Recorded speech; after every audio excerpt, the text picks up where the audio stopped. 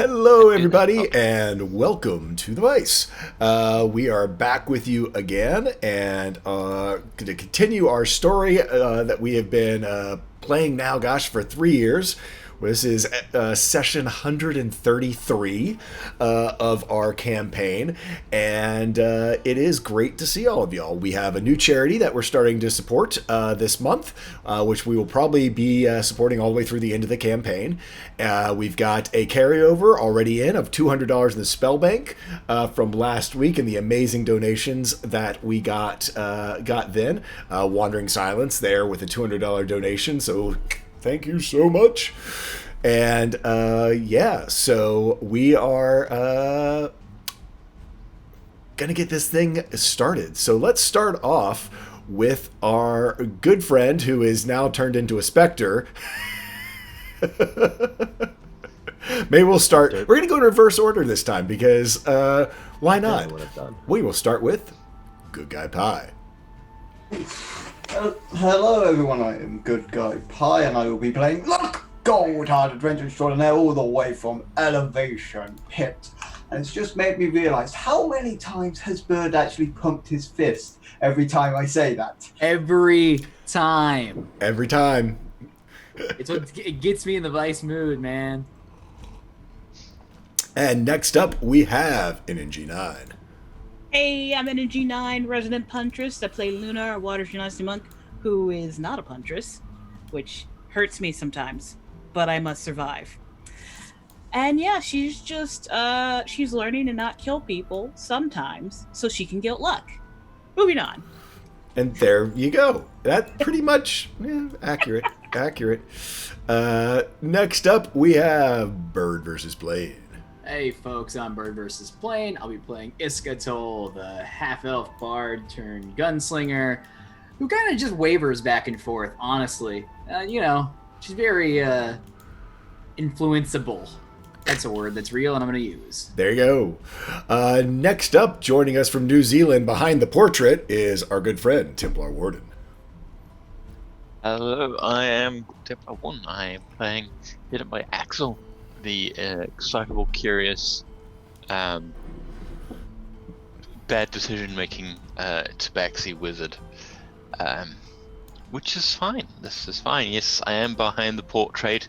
This is a documentary of my character, and behind the portrait. Behind the portrait. With Templar Warden. With Templar Warden. All right. And now back from the from the ethereal zone, we have Dragons or Cats. Hello everyone, I am Dragons or Cats coming to you live all the way from Darkness Incarnate, that is Australia. And I'm playing the dark, quiet Kryn. My partner's asleep behind me, and it's been a while. Let's play some D&D. Sweet! I am Tall Squall. I am your DM and your host today.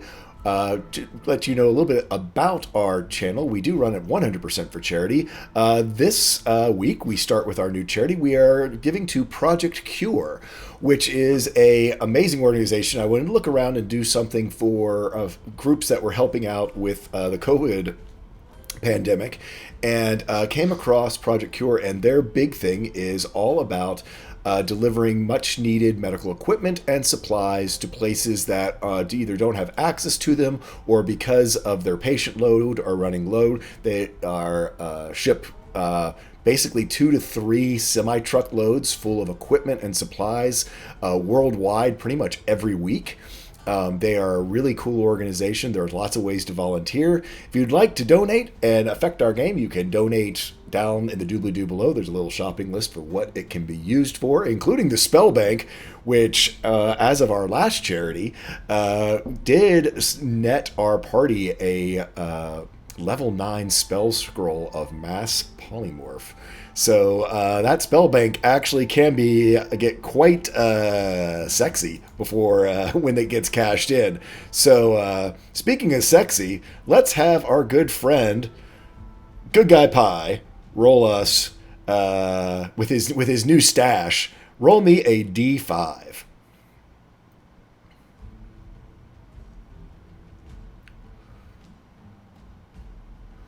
On a 5. Stand by. Okay, never mind. Don't roll me a d5. Well, no, because that messes up all of the probabilities. So roll me a d81 instead. There's only one spell on the 5th page. Damn math. I know, right? Math be hard, yo. So this is a 59. So this could be the last spell on page 2 of D&D Beyond.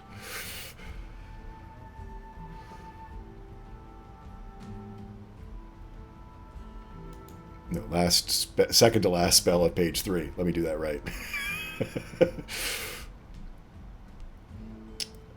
40. Interesting. The spell in the spell bank is Phantasmal Force.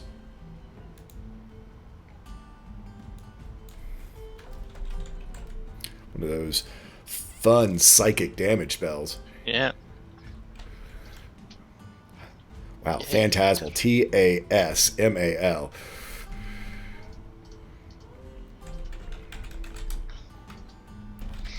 Cool.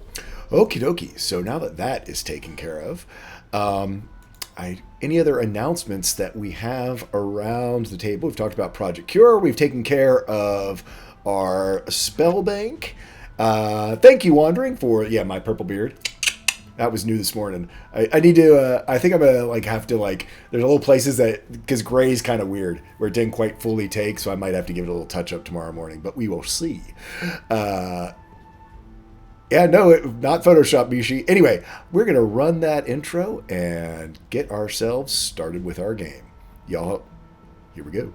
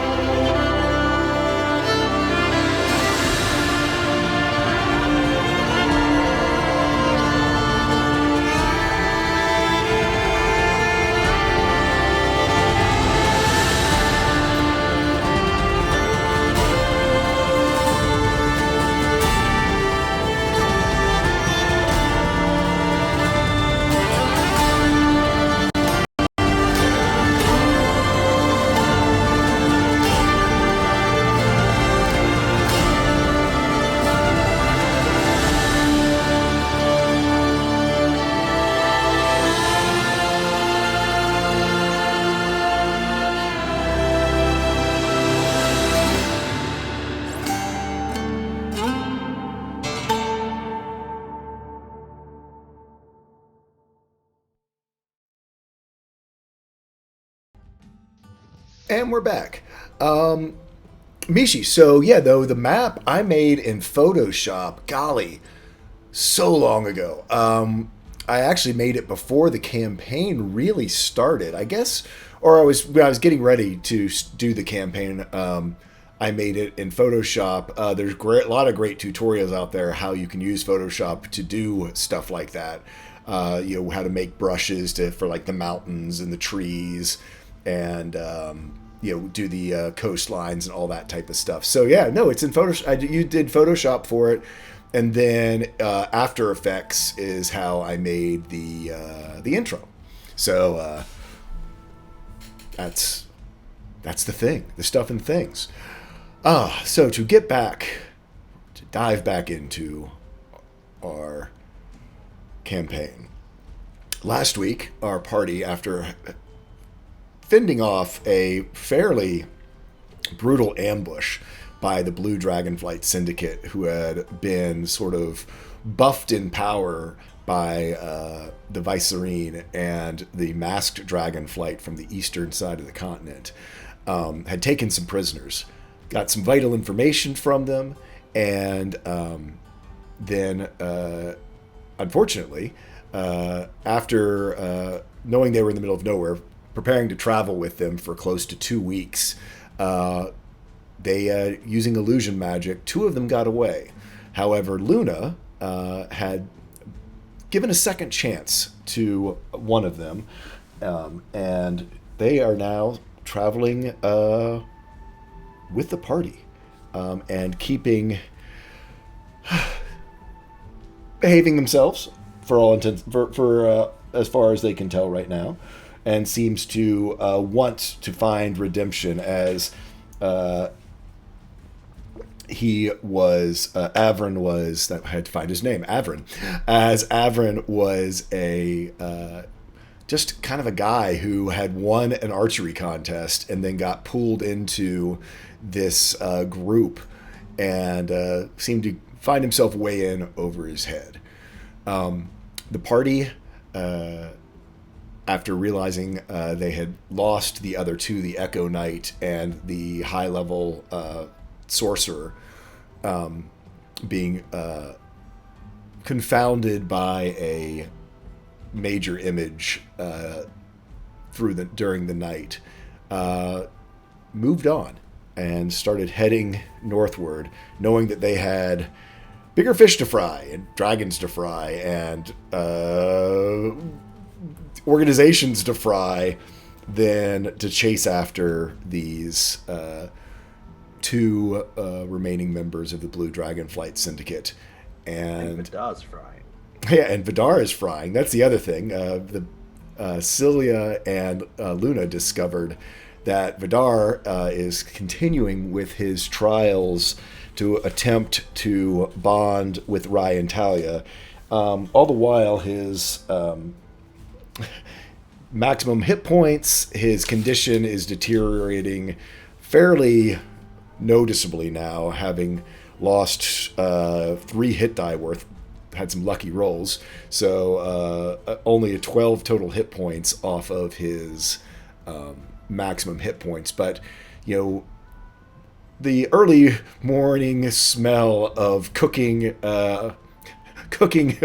Moon Elf has filled the last couple of mornings. Anyway, so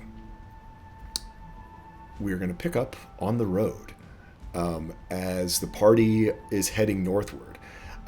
In general, I am sort of treating this again like downtime, so we certainly can have conversations about with each other. We can, if you all have some different theories or things that you want to bounce off the rest of the party that maybe you as a player know, but the party doesn't know because of character reasons, that works.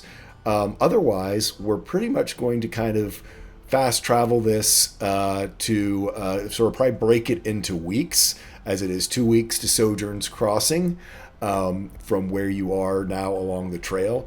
So in the first week, what is everyone working on? We can just start going around. If I know Axel's got some stuff planned, but we'll probably end with Axel, or maybe we'll start with Axel if no one else has any plans. What is everyone up to out on the road? You do have Tara with you. You do have You do have Lily with you. You now have Avrin with you as well. You're quite a troop heading up on your wagon. Grain scampering alongside as well. And all the other pets that you all have. At a regular menagerie. You have a regular menagerie. You might need a menagerie before all said and done. Fair enough. But yeah, no, I imagine Luna's still just doing regular training and drills with Lily, Avrin, and Tara, unless Celia's doing something else with Tara. I think we'll, just since Jeanette's unable or has not been able to pop in yet, she's doing her roguey thing. She went through a pretty traumatic experience, and I think she's sort of defaulting to rogue mode to make sure nothing of the similar happens again. So stealthily and scouting well and out into the fields to make sure that there is not a chance of another ambush. And whether she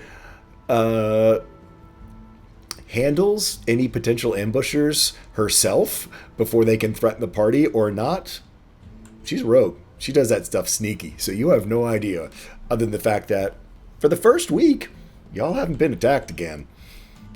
There you go.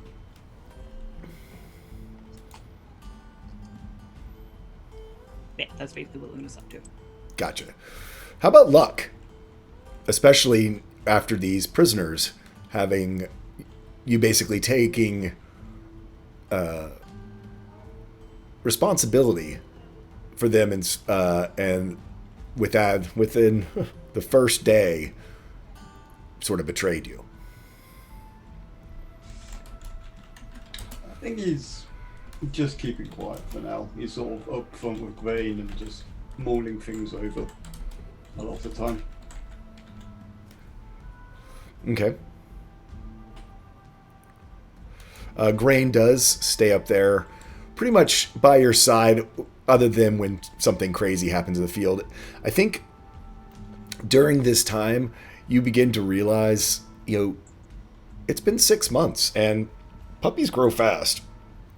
Grain is starting to lose some of that puppiness. Finally kind of growing into his feet, just sort of lost that sort of lanky puppy feel and is now, probably a good, a 35, 40 pound dog. I mean, from all the activity and running around, still long and lean, kind of almost of a miniature. He was based off of a whippet, so sort of that miniature greyhound look, but a little bit sort of heavier, muscled than a greyhound or a whippet would be. Any tricks you want to work on with Grain? You can certainly think about it, and we can come back to you, as I just sprung that on you, knowing that that was a thing you used to do.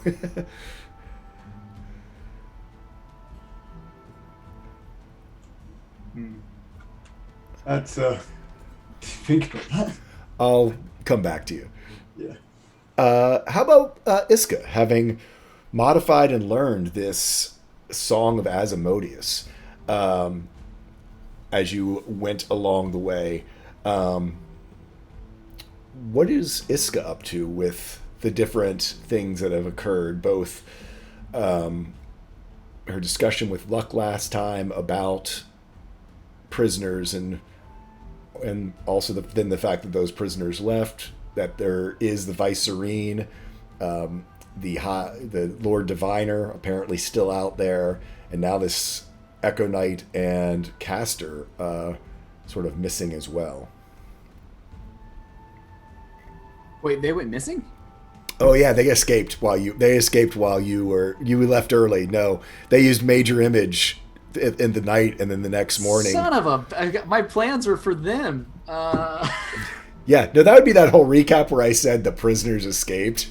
Well, I was like, is that I was wondering why that didn't ring a bell to me at all. All right.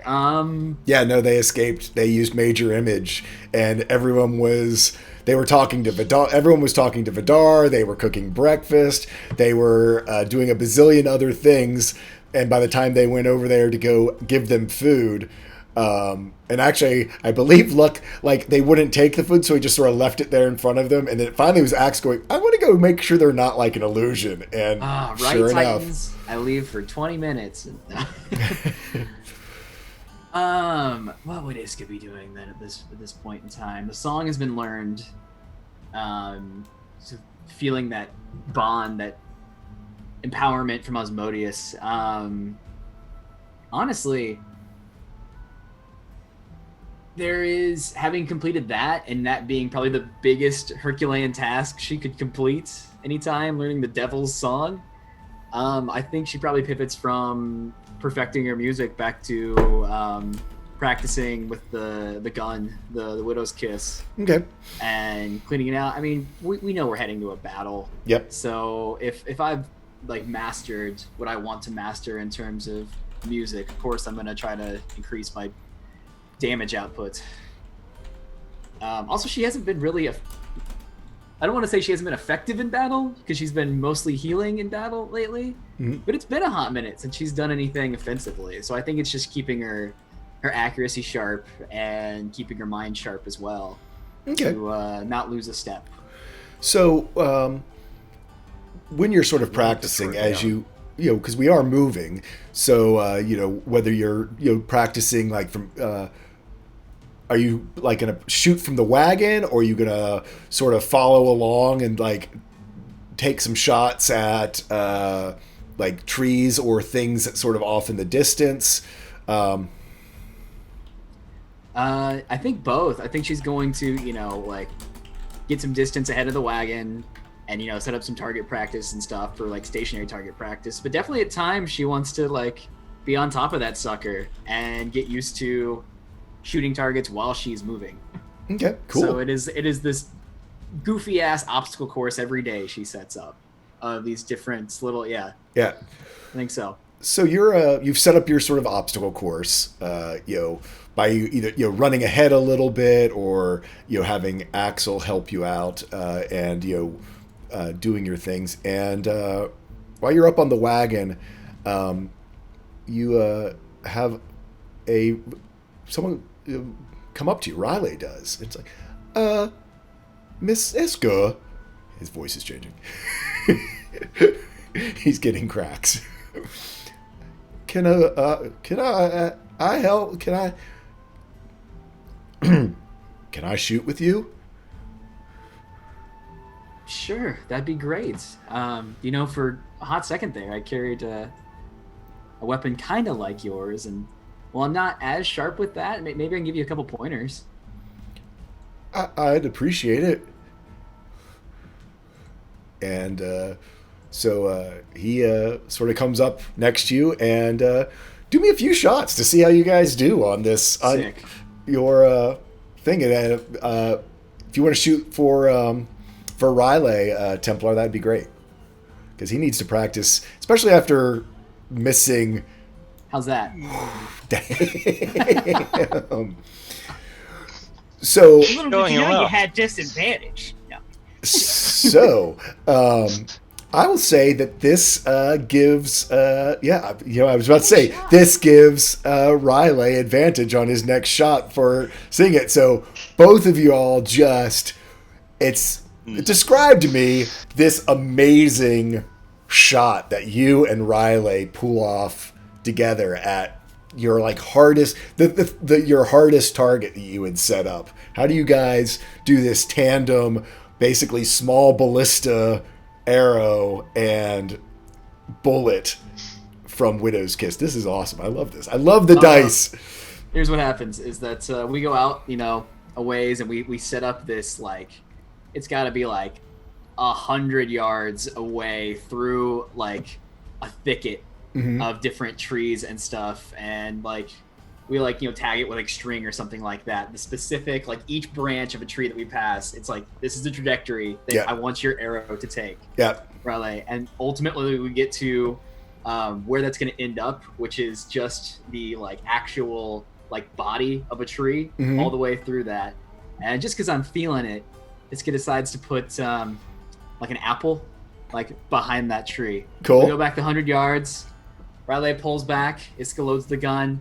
Riley shoots first, and the arrow shoots exactly true where it needs to be. And it being this big ballista of a thing, Iska shoots like a split second after. Riley's like arrow just tears through the body of this tree, and when they go catch up to see like how well they did, there's that apple like directly through it with a little bullet hole right through the center. Nice. Kind of like, yeah, Teamwork. we're bad as hell, man. Oh yeah. No, I think big old Riley, who again, Juggernaut, Runeforged, over the course of this week, just almost the same as Luck is seeing the changes in Grain. The changes in Riley being this life rune, and especially being here in the Dulcimer Riverlands, which is basically at full harvest, about as fertile and of a landscape as you can possibly imagine at this time. I mean, it's been 2 weeks since you've left the Conclave, and it's almost like he's a different person. As he had also became truly alive there as well, being merged with Sithrax. And, taller, broader, his voice is changing. He's also been eating now, as he has to eat. And I think he picks you up, and it's when he picks you up and sort of swings you around like giant hug, you realize your feet are like 1.5 feet off the ground as he, he's himself now approaching 7 feet tall as this juggernaut, Warforged, Runeforged here. And, it's that weird sort of juxtaposition of like, oh shit, Riley's growing up. Okay, so Oh boy. when she gets put back down on the ground eventually, she's gonna kind of size him up again. Just say like, hey Riley, Yes, ma'am. something I've been meaning to talk to you about. I've noticed that. Well, I've been noticing it for a while, ever since we ran into Big Demon Devil Asmodeus, that you seem a little unsure of yourself. You seem a little like you're lacking some real confidence in yourself. He kind of puts one foot behind the other and kind of looks down. Is like, yeah. His voice sort of goes back. All of you all are so put together and on top of it and know what you do and are specialized in what you do. And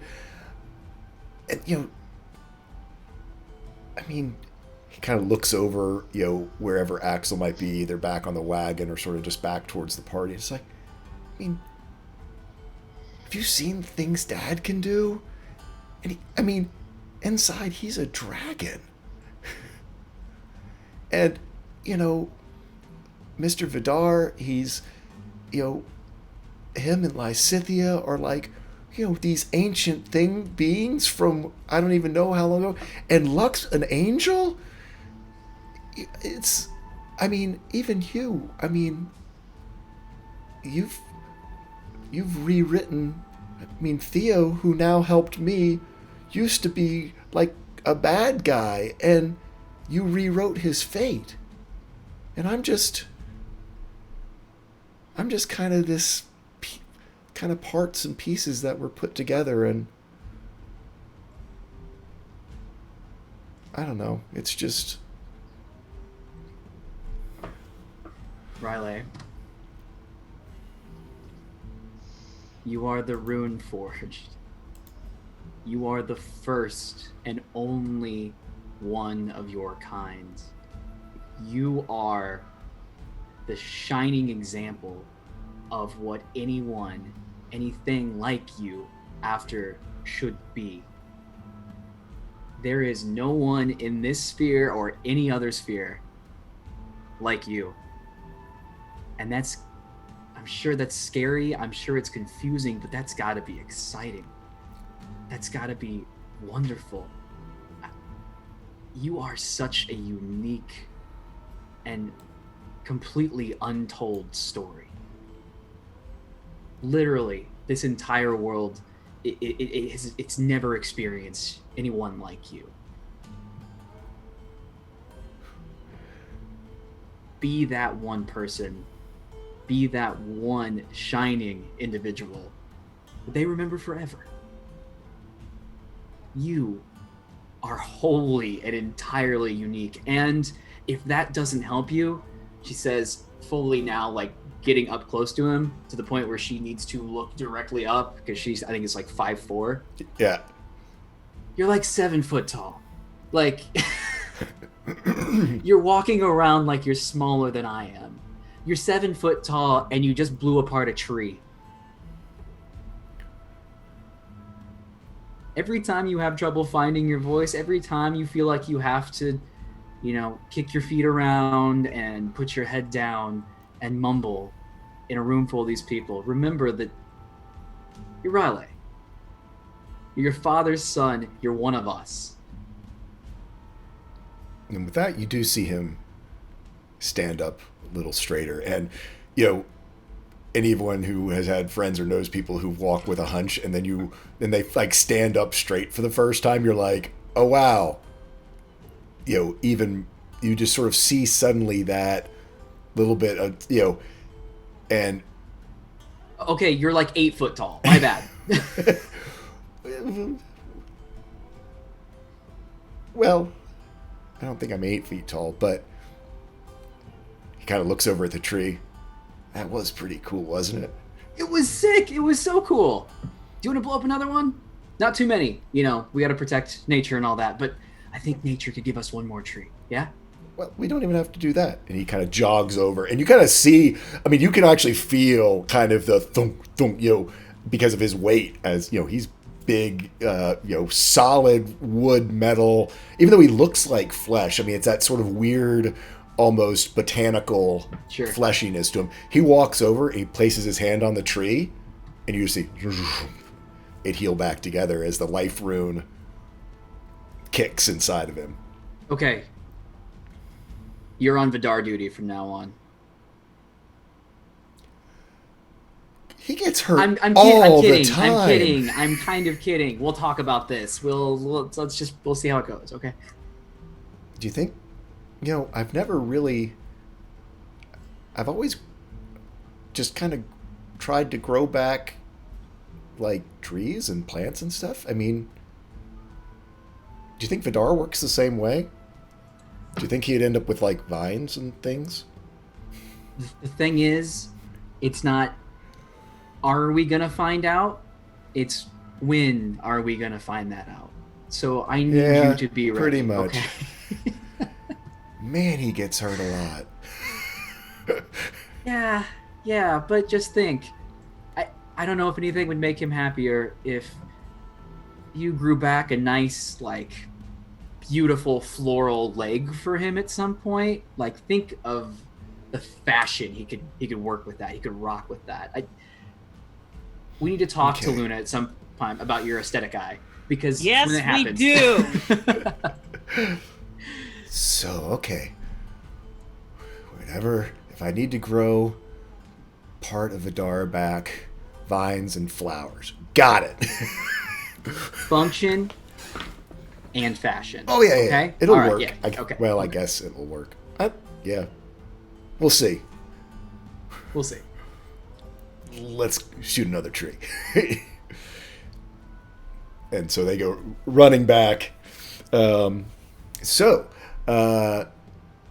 Next up, we will move to Templar Warden, who I know we had talked about you wanting to do some study and some rune study. You see that Riley is in good hands with Iska and learning to shoot his bow and whatever other life lessons that your close to best friend can offer, which can't be a bad thing, right? Yeah. I'm sure Vidar's not going to end up with a wooden flower colored leg at all. I don't. It's fine.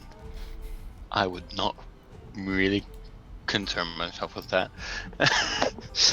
So Axel is going to, again, as he travels, do a mix of studying both, studying his runes as well as, again, copying across spells from the scrolls that we've got. Yep, you can certainly do He's that. got the money to sort of buy, like, all the Yep. ingredients to make the inks. So yeah, he is going to Okay. copy spells and study runes, and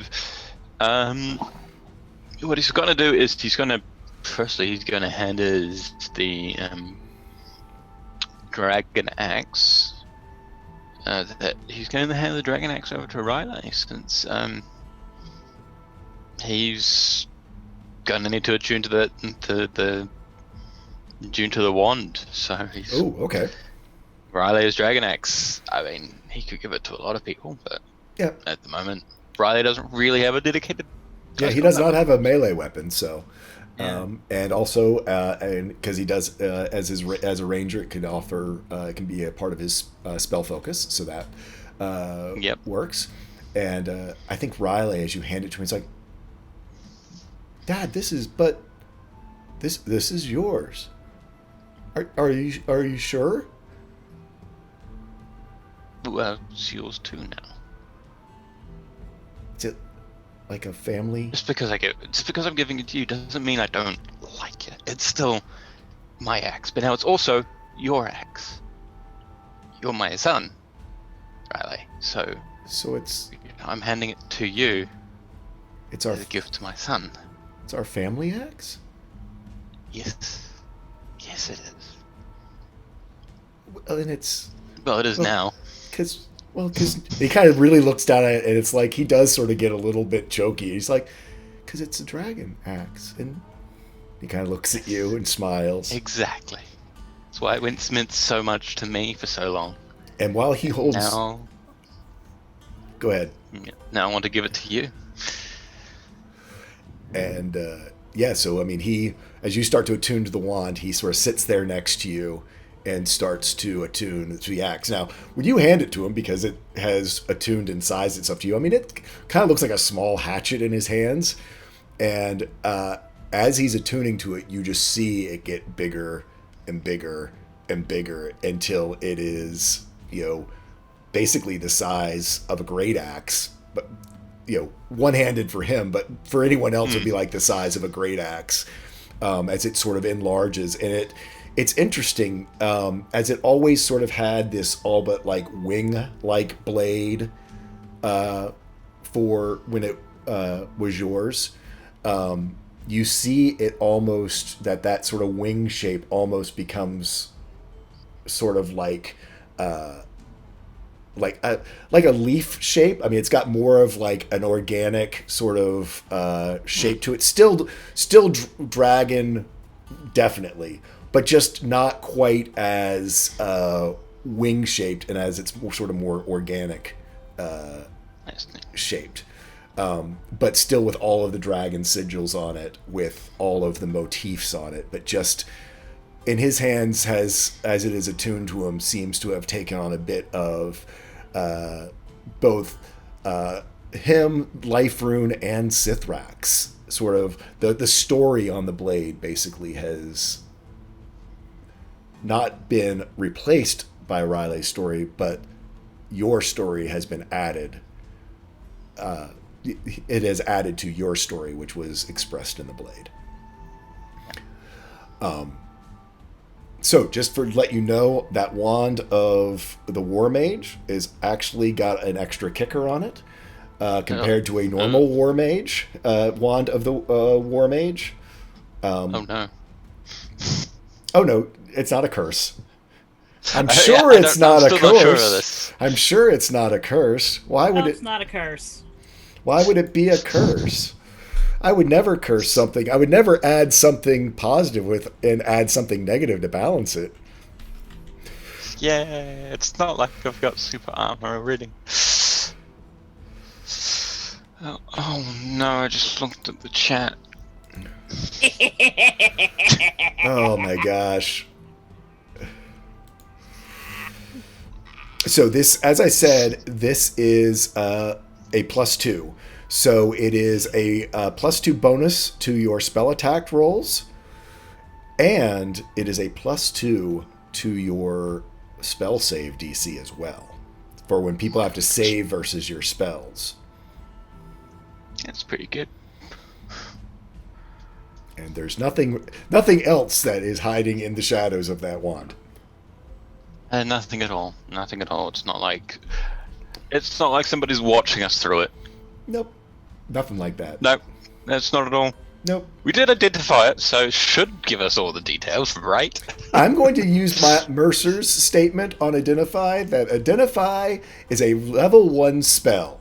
That's true. It basically points out very normal and obvious things. It sometimes takes higher levels of magical nuance to identify all the properties, especially of high-level magical things. Yeah. It's all fair. I'm just being snarky.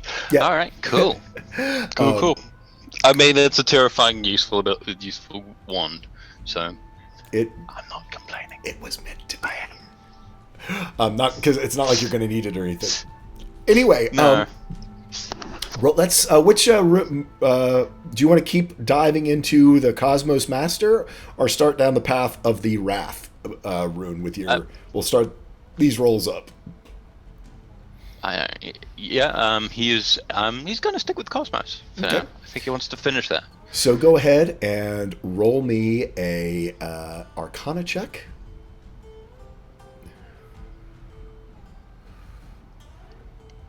This one's basically going to, unless you really fail it, is going to be how many days it takes for you to get through this.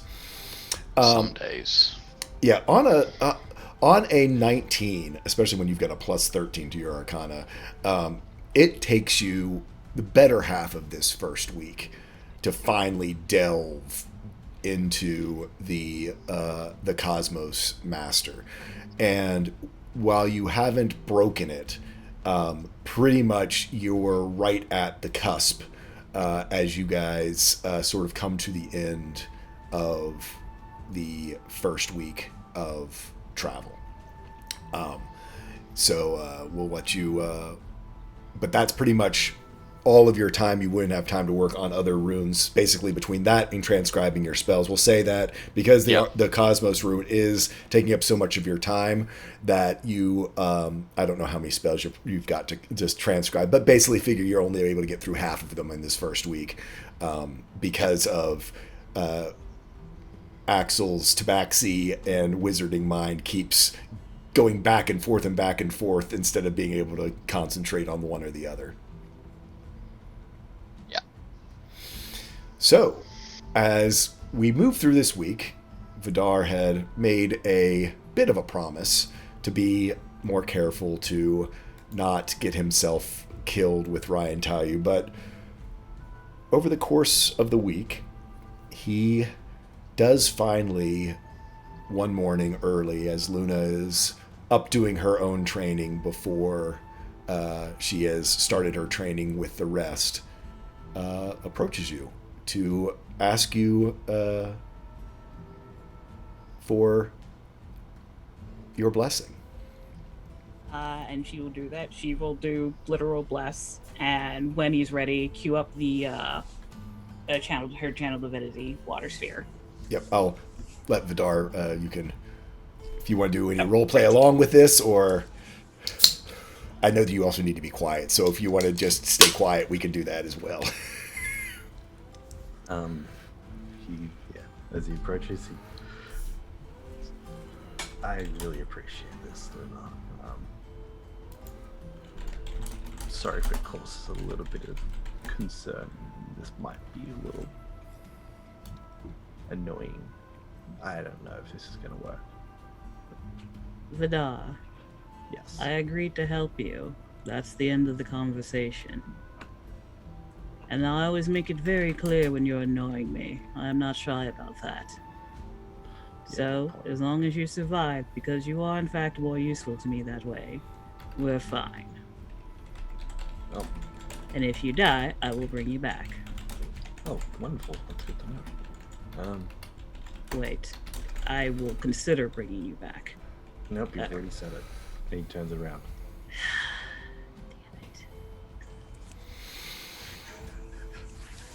Okay, so Yeah. do you set up there near Luna, or do you go off a little ways to do this?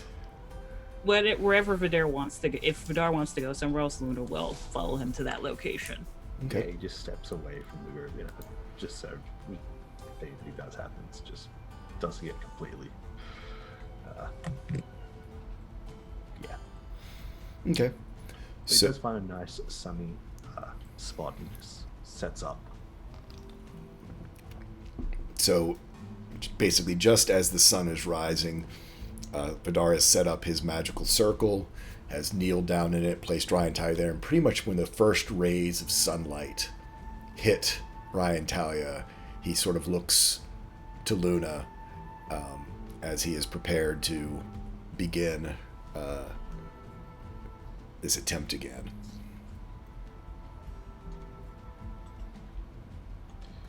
Whenever you're ready. You feel, or unless you have do you have anything specific prayer that you want to do, or just that you would feel the blessing? Nah, just feels the blessing. Okay. You feel the blessing sort of wash over you, and you close your eyes, knowing that time is weird as this is a mental landscape.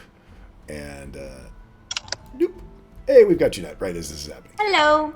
And so you close your eyes and delve into your trial with Ryan Talia once again. About a minute and a half later, not even. I mean, you kind of were waiting for this to last for, 10 minutes or so, whatever. I mean, you kind of, Luna, you weren't expecting it to be such a quick process. And basically, as soon as he sits down, closes his eyes, says that, ask for your blessing, it seems like it's almost immediately. You see him just basically throw his arms out to his side, fall backwards, in just a smoking heap on the ground. There's a bit of water bubble as well. It's just steam, just. I'm going to check for a pulse. He does have a pulse, but you do notice, Vidar, do you want to describe some of your new scarring from this? As this was not didn't go well. Apparently not. Yeah, this one was more of a. If the burns were anything to go off beforehand, these are probably about 10 times worse now. With a degrading of flesh from the sudden minute and a half worth of burning that he's undertaken. He's not looking good. Singed flesh. I don't think he has. If you, Hmm. oh no, I was go ahead. Yeah, he doesn't have too much like top layer skin left, where it's all just nothing but it's red raw across the front of his body at the moment. Yeah, you basically, with your medical, because you do have medicine, Medical. I won't even make you roll for it because it's pretty obvious. What you have seen from the first couple of times, the degradation in Vidar, this single time seems to be all but equal to what the previous times had done damage-wise to him. So if I guess she's just gonna do what she can to try and ease the pain at this point. Like, she assumes he's basically unconscious, but try and do something to alleviate it. yeah, it's again, it's this weird thing. There's all this damage, but it's not as though it's healable, and he is awake. It's not like when you go into battle where you've seen someone be on the verge of death. It's just this damage. It's almost like this damage is taken literally off the top, and that this trial is just reducing his vitality each time he does it. Just degrading each time and burning away slowly. Yep. Well, if Vidar is conscious, I think she's going to like mentally go to him. This is going to kill you. He opens his eyes at that point and sits up and goes, "Yeah, the water wasn't very appreciated, according to her, but I really thought it was going to help." It does not appear as if it did, unfortunately. No, I did not get very far at all.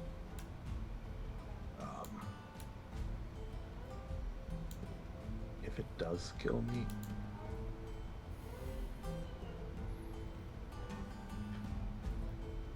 say the phrase.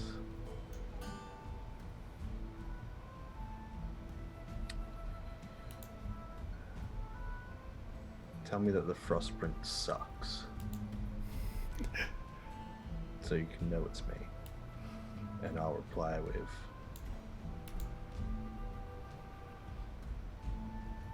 only as much as Nautua. The Frostprint sucks, only as much as Nautua. Because I don't know if this is going to kill me. I don't know if she's going to take form. I don't know if she's listening right now. Oh god, I don't know. It appears as if she's doing her best to kill you. This is far more severe than the other times, from what you've shown me. Am I bleeding? I feel like I'm bleeding. Pretty much cauterized. Yeah, just like, no, you're burning perhaps, but bleeding, no. Yeah, he tries to stand up on his own, but like, he looks physically fine from all medical assessment, but still struggles. So he's like, he reaches out. She'll help him up. When you help him up, you realize, I mean, you can still feel his elevated skin temperature from whatever this was. I mean, it's, almost when you, I mean, it's like taking something out of the oven, that his flesh still holds the level of heat in it from that place where he was with Ryan Talia in her trial.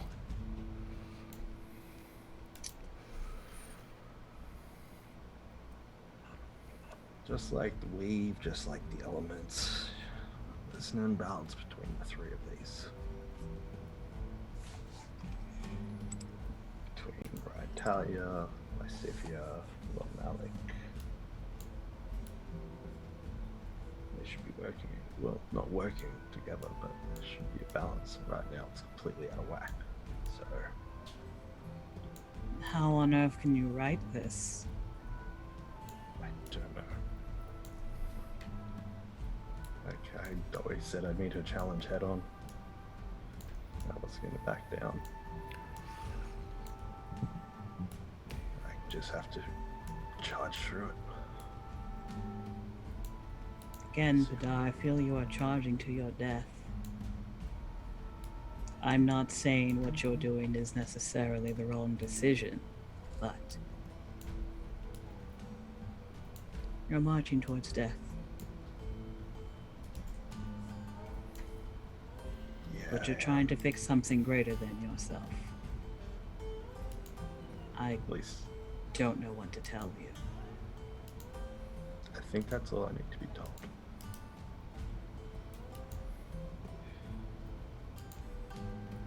Yeah. If I can, I will bring you back. But with these forces you're trying to balance, I don't know if I can. but I promise I will try. You're doing something very dangerous, but for once, for the right reason. Thank you. Thank you. Don't thank me till I have to do it, so I hope to never hear thank you from you. That's fair. And he tries to. You see, he kind of closes his eyes and tries to focus. And usually, after he does this, he comes back wearing his breastplate. But he focuses and he's just. Okay, that's strange. Another breastplate won't summon.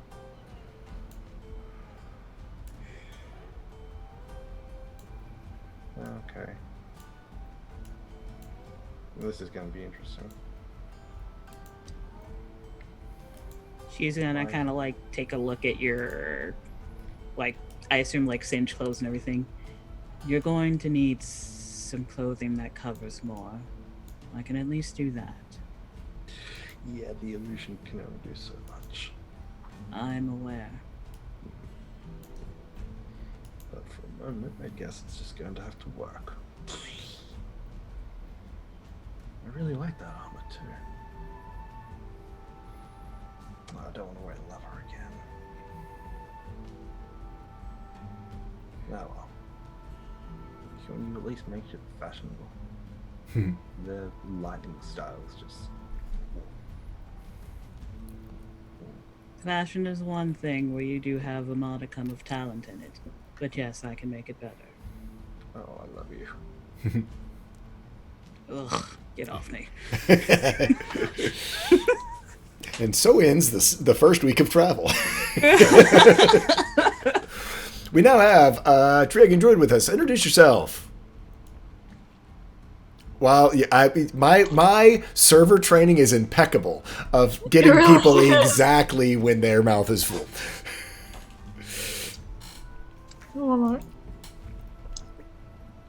It's chocolate, so it's just like on the roof of my mouth right now. Let me get some peanut butter in there too. Hi, I am Tree Hugging Druid. I play Celia Rollerin, our high elf rogue. Celia's got lots of chocolate today. So he has lots of chocolate. Wow. I am the jelly. Starbucks makes some bomb brownies. 6 a.m. And that's all I want for breakfast. So Also, your boyfriend's still not dead, so there's that. That's good. we basically said that Celia has been doing roguey things, getting out some aggression, making sure there never will be another ambush, and been pretty far afield. And whether or not you found people or stopped ambushes, we don't know, because you're an assassin. And whatever might have happened out in the fields of the Dulcimer Riverlands, there's plenty of muck and mire and things like crocodiles to take care of the bodies. Did we see any crocodiles? Celia just goes to hunt Roll me- the roll- two that got away. Roll me a perception check, Luna. Let's see, what do I have? I want to see a crocodile. Dang it. Because you know she would do that, Jay. Let's see what it rolls. Perception, right? Yep. Mass polymorph giant crocodiles. It was fated to be a 14. I will leave it. Yep. No, on a 14, I mean, the Dulcimer Riverlands are, I mean, it's like Louisiana. Yeah, I mean, I think what it is that, on the first couple of days, you've heard about, probably Iska, because Iska would know crocodiles and alligators, talking about these animals that lurk in these swamps and stuff. And, you kind of want to spot one on your own. So you're not asking anyone to help you spot one, but you've sort of kept like that sort of eye out, while you're training, you're always sort of looking. And, for like the first 3 days, you're like, there cannot be these things here. But man, there's a bunch of downed trees and floating logs around here.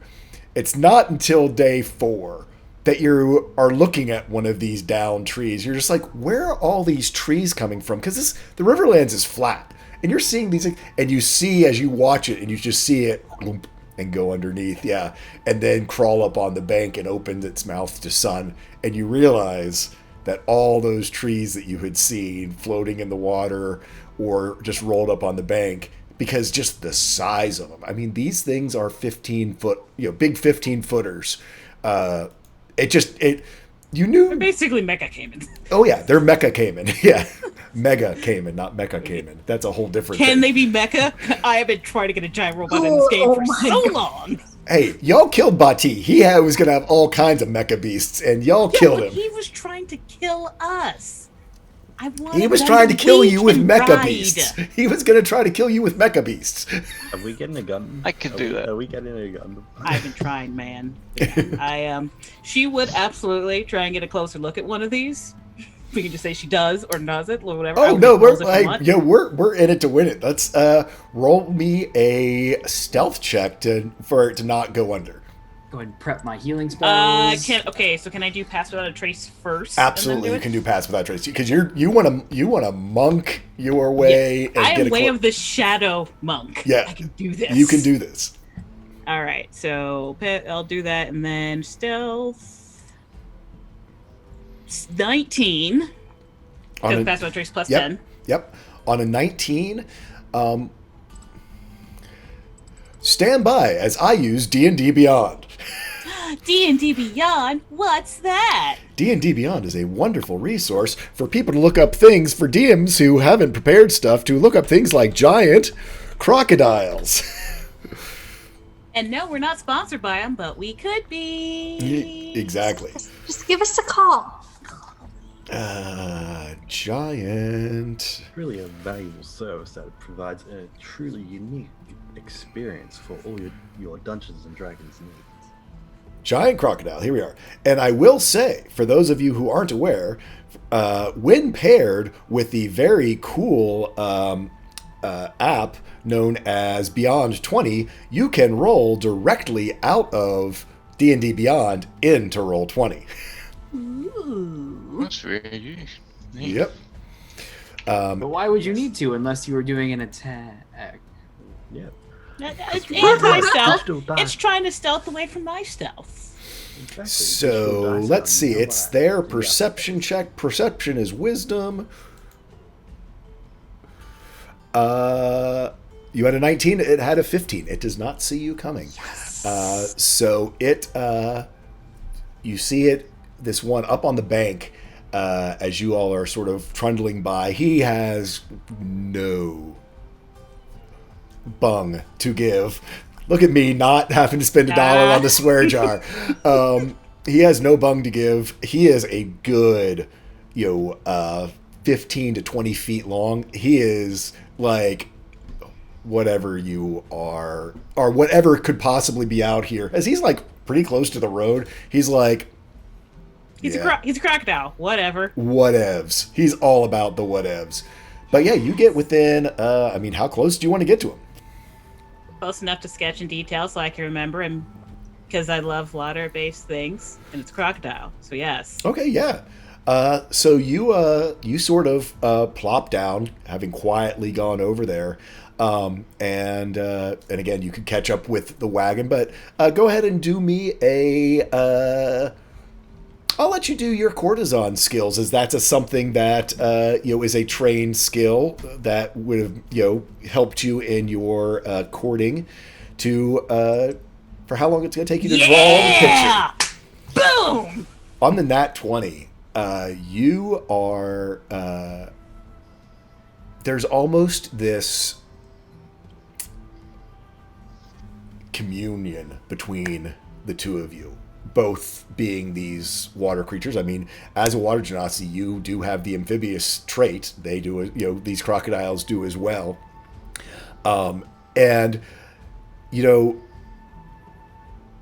think as you are sketching it, and you really getting into the details of the musculature, these claws, these teeth, because these guys' mouth open, sunning,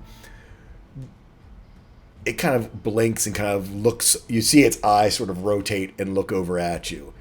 And there's this weird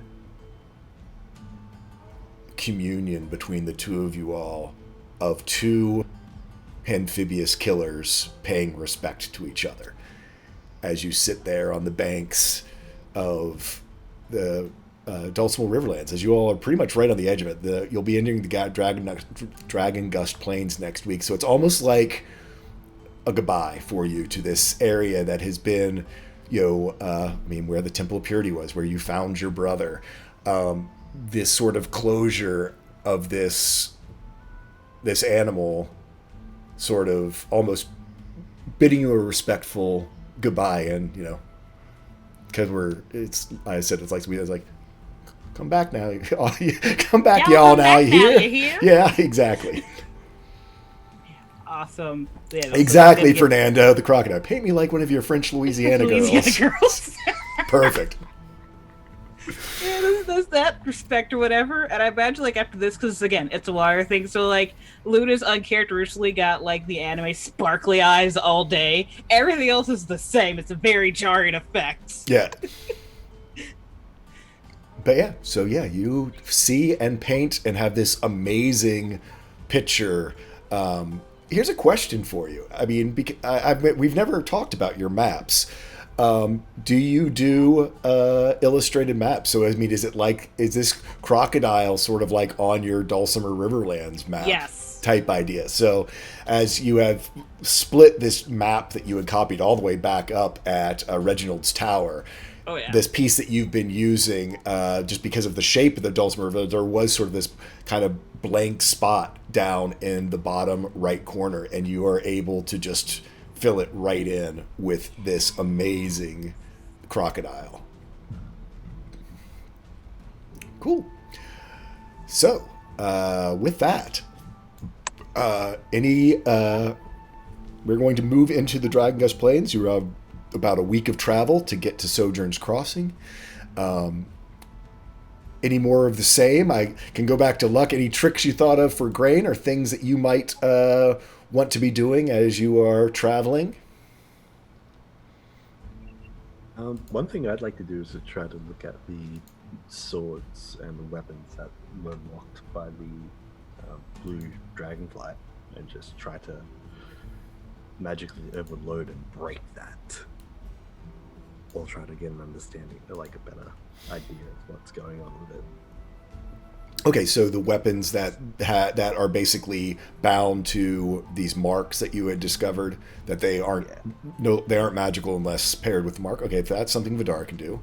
So Luck. I don't know.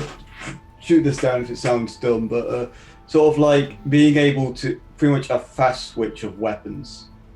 Or essentially being able to transport one item from one person to another. So sort of almost. So if people wanted to, swap weapons, or not you changing weapons, but literally you throwing someone your pickaxe, someone throwing you something else. Okay. Yeah. I think actually that's a great thing for while Vidar is looking at these swords. Because you do have a couple different types of weapons here. You've got the longbows, you've got these two axes, you've got your pickaxe, you've got this great sword. So we'll sort of say that those two things are happening as one. As Vidar and Luck, you sort of can try to train this sort of quick weapon handoff of these multiple different types of weapons. So I'm thinking this is a dexterity thing. I kind of like that it's sleight of hand as well, as I assume the idea is that basically it's to get some type of tactical advantage, that they're not, that you were doing piercing damage and suddenly now you're doing bludgeoning or slashing or something like that. Yeah. So I'll let you choose. You can either do it as just a straight dexterity check, or if you're trained in sleight of hand, I will let you do a sleight of hand check. Both Vidar and Luck. So Kyle, if you'll roll up as well. Straight dexterity. Oof. Let's see how Vidar does. Note to self: I am at a disadvantage from exhaustion. Yes, you are. 7 and a 7. Luna, who cuts himself? You saw that this was going to happen. You saw it. You knew it. You were like, what? They're gonna hurt themselves. They're yeah. This is gonna. It's one of those just like, wait for it. Yep. You literally are sitting there. Wait for it. Wait for it. Wait for it. Wow. As each of you takes 12 points of slashing damage. I'll let you all describe it. So describe to me how you accidentally grab the bladed side of the axe, or take a broadsword to the knee, or a pickaxe to wherever. As y'all trying to do this weapon juggling maneuver, I'd say actually probably Luna and Iska. I'll have Luna can just be like, be ready. As Iska, you look over and see Vidar and Luck attempting to basically act like they're fighting in melee, and then to swap weapons, throw each other weapons, and they cross midair, they catch them, and then they're fighting with the other person's weapon. As they both rolled sevens on decks, you see what's about to go down, and you and Luna both are just like, uh-huh. And then it happens. So Vidar, tell me about the axe to the knee, or whatever. At that point, Vidar's just too physically weak, to try to catch it or is quick enough, so he goes to reach out to get it. Like, he tried to be cool, like supplementing his ineptitude at it, and it's just misses his hand completely and just comes.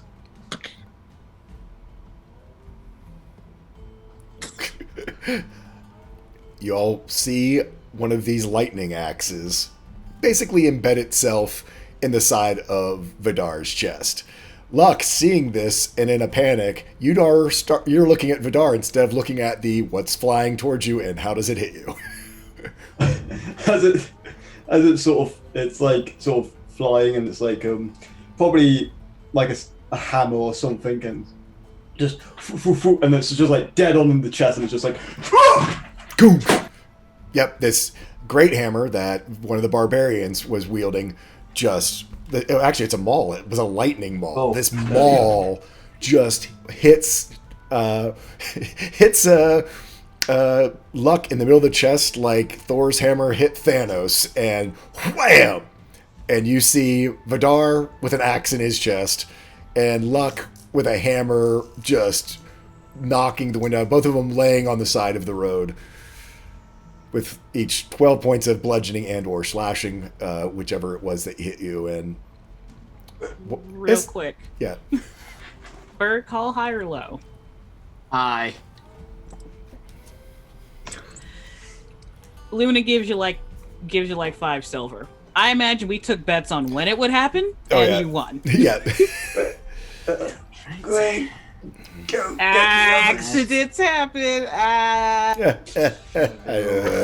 Fernando. I see what you did there. Hey, go get Iska, Luna. Yeah. You see Grain sort of trot over and just he kind of looks at y'all, then kind of just looks down and shakes his head. I'll take Sparkles. You take your arch nemesis. That sounds right. Yeah. And I imagine, because Luna does not feel pity for them doing this stupid thing, so she just kind of like yanks them all out of Luck. Yeah. She can heal it anyway. Whatever. Yeah. Yeah, as you like kind of pull it up, you kind of hear that crunch of bone as it probably cracked a couple ribs. Pain is an excellent teacher. So just like yank up. Yep. What have we learned? That trying to catch weapons is maybe a bad idea. Good boy. Heal. Heal him up. How about Iska over with Sparkles? I asked Vidar, what have we learned? Use magic to take the axe and not my hand. That and failing to catch weapons is a bad idea. Not the trying, just the failing. I can't feel my arm. All right, I'm gonna get on that. in a second. Do you smell? And okay. Do you smell like burnt pork? I smell burnt pork. Oh, it's me. And you yank the axe out and heal him up. Scream. Cecilia, you're doing roguey things. Off doing your stuff, I assume. Do you witness this or not? Do you want to witness this?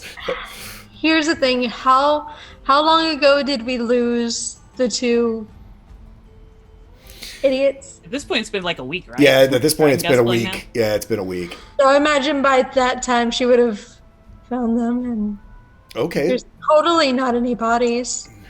So, let's see. We'll see if you found them, because these guys, I mean, that's one of the big things is this sorcerer has greater invisibility. So it's going to take a lot to find them. So, I'm going to say, give me unless, do you have survival? Or actually, it would be survival because it's tracking. So I do have survival. So yes. that's great, even better. So do me a survival, but it's at disadvantage. It's not great, but I do have survival. Yeah, so do me a survival at disadvantage. Yeah, unfortunately, on a 14, you track them for a little bit. You think you followed them. Again, this is mud and muck and lots of, in some ways it's easy because footprints stay, but also with the amount of flowing water and wildlife here, once they sort of got ahead of you, after even a week of tracking, you weren't able to locate them. And again, he's using greater invisibility and dimension doors and misty, basically every way to make sure. I mean, they saw what you could do. they All saw I you. need them to do is get to 0 HP. Yeah. No. Yeah, they saw you go one-on-one with basically their boss, the biggest, toughest guy in their thing. So, yeah, they took every precaution along the way. So, Understandable, yeah. with that, let's go ahead and go over to see how Axel does on nailing this Cosmos Master. If you could roll me... do you even look up from your books when Vidar and Luck go down with a hammer and an axe? Yeah, he's not, he doesn't get that involved, and he does see it, and he sort of,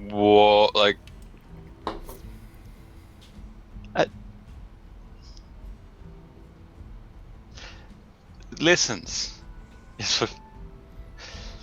Don't do that, Riley. You know. Yeah, I was going to ask whether that was a smart thing to do, and then I got the answer. Yes, exactly. Yeah. Right. Mr. S has a funny story about something kind of similar, but it didn't end as well. Doesn't sound about right. Yeah, no. I mean, it's a clever idea, but it's not well executed.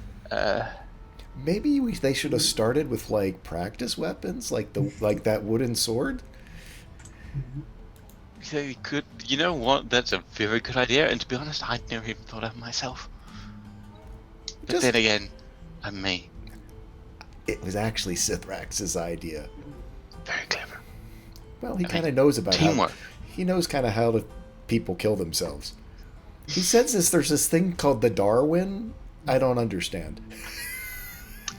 That's curious. I would like to know more, but I have things to focus, distractions.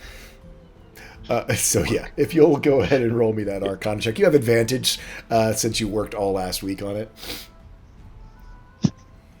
Oh, and awards. Yeah. Thanks, Wandering.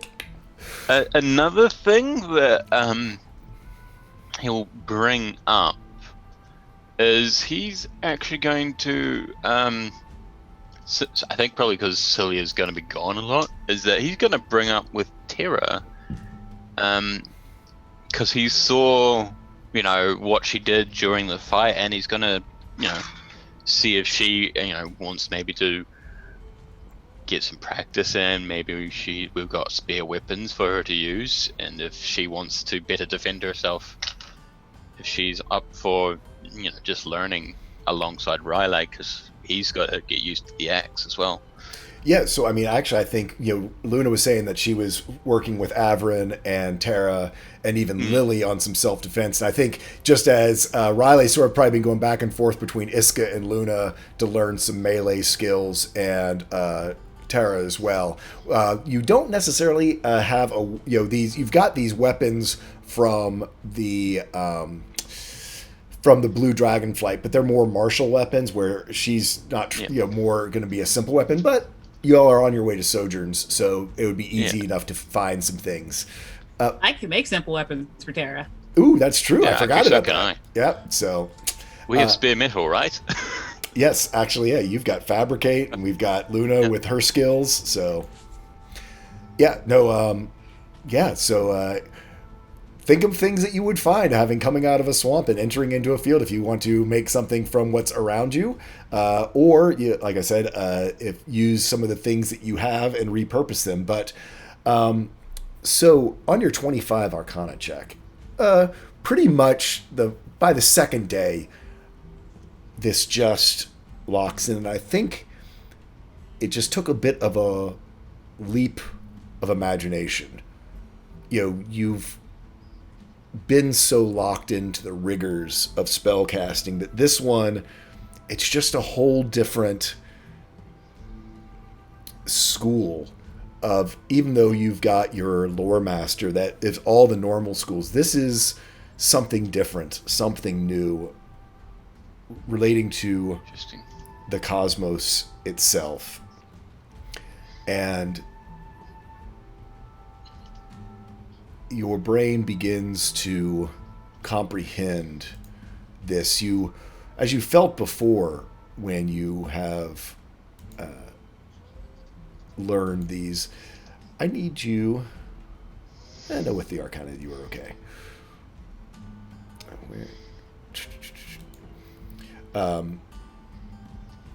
You feel this weight come over you as you are learning this rune. It is like this crushing weight that fills you. And I am going to have you make me a Constitution saving throw. Okay. Oh dear. So, wow, y'all have not had a good week when it comes to y'all experimenting with stuff. So, well, I said I was going to do it, so I'm going to do it. I lowered the. I was one of the things like, well, I'll just make the DC half, and you rolled an @1. So, wow. Okay. You guys, wow, this is going to suck. Ooh. Yes. Oh my. I just read through it. So yeah, you all. It takes one day for this all to happen. You are watching Axel. He is in the back of the wagon. He's looking at his book of runes. He's all but in the same position that he's been in, and you all are coming back from healing up. Luna and Iska were over by Luck and Axel. Cilia has heading back towards the group, or get a rendezvous with them, having tried to track them down. And as you all are walking back to the wagon, which has paused for a moment in your travels, off of the back of the wagon, Vidar, you probably recognize it first, but actually Luna as well, being Monk of the Shadows, you see just this black sphere of magical darkness just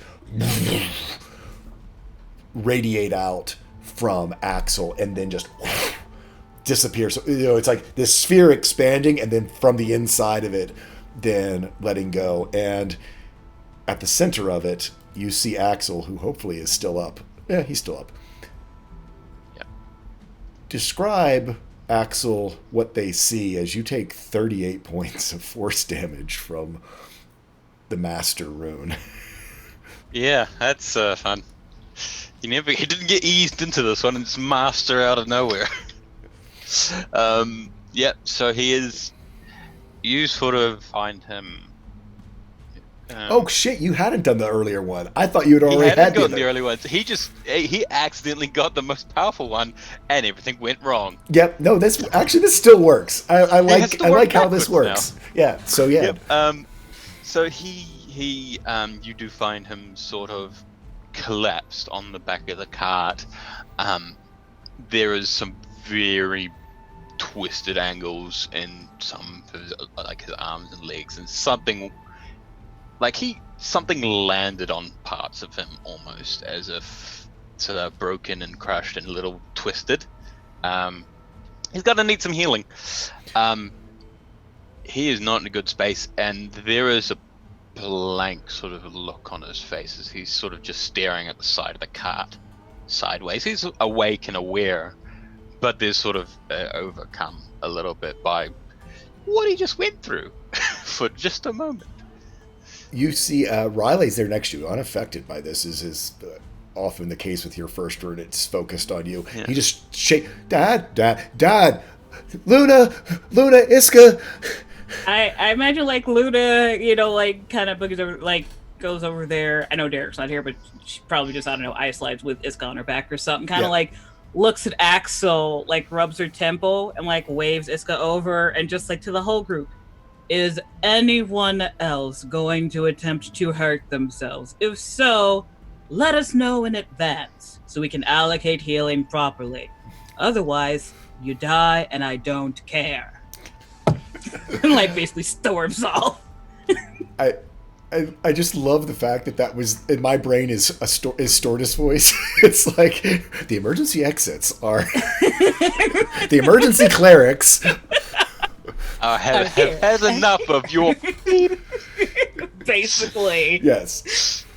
Also, I'd say Riley probably if he might use some healing on you as well, just because he's he right will probably.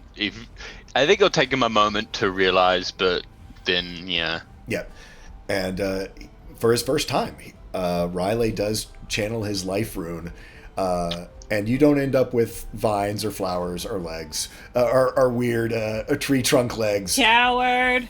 I think he's used it before in the last fight. Did he? He's Actually, used I think healing. you're right. He did use a healing. Yeah, oh yeah, but that was in the middle of a fight. yeah. So for the first time, but yeah. So Axel having basically jumped to the end of the Cosmos rune, found out the hard way what it does.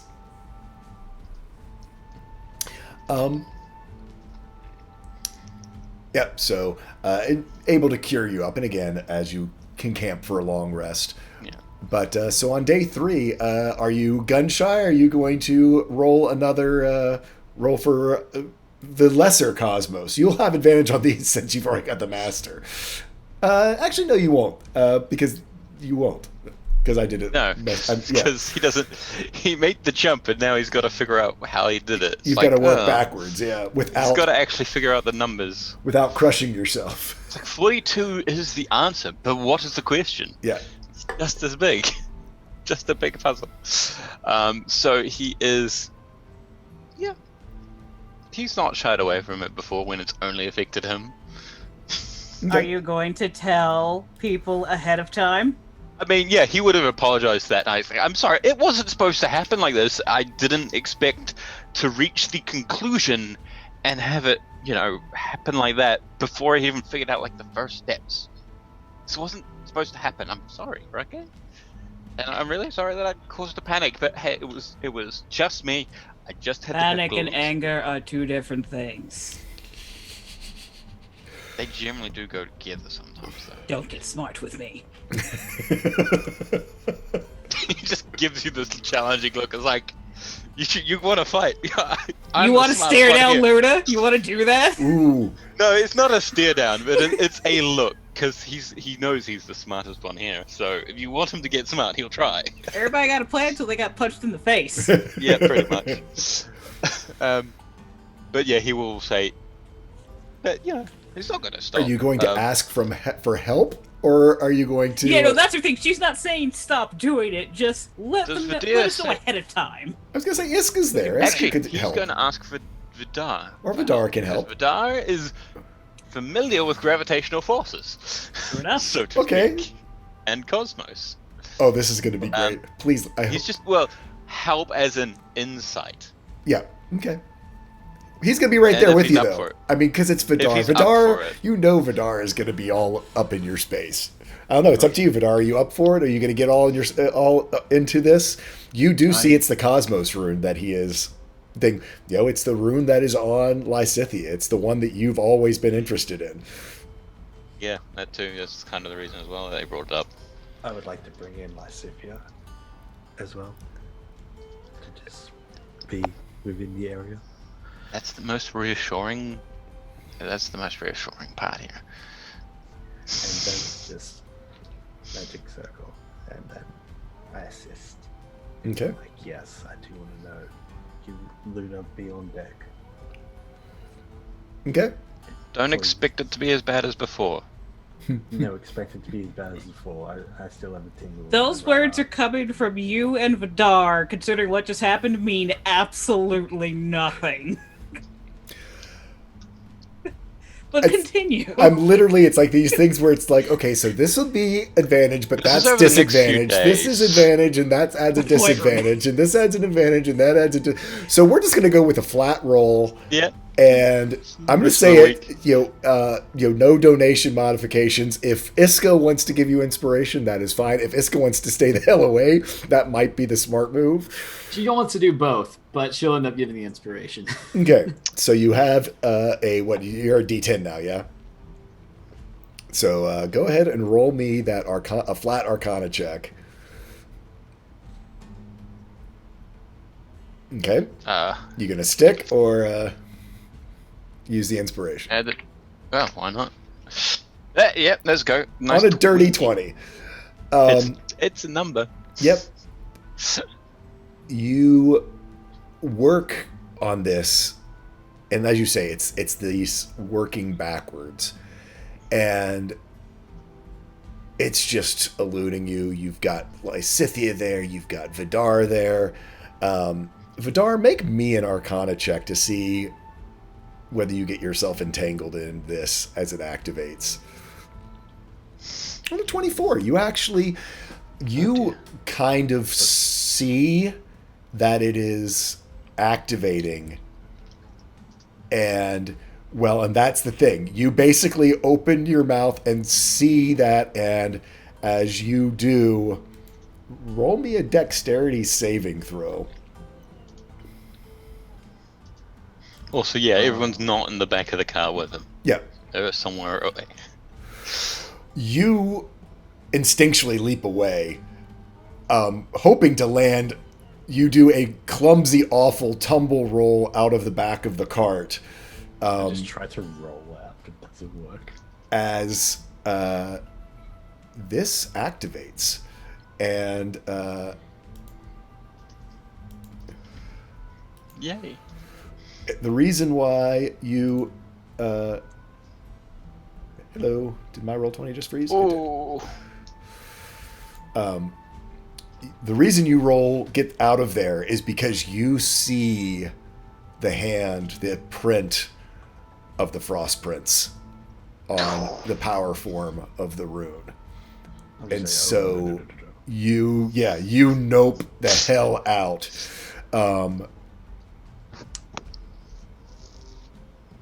Let's see. You rolled a. Let's have you do the. I'm gonna roll. I'm do the same thing I did last time. It is roll me the Constitution saving throw. The DC is lowered because you had help and everything.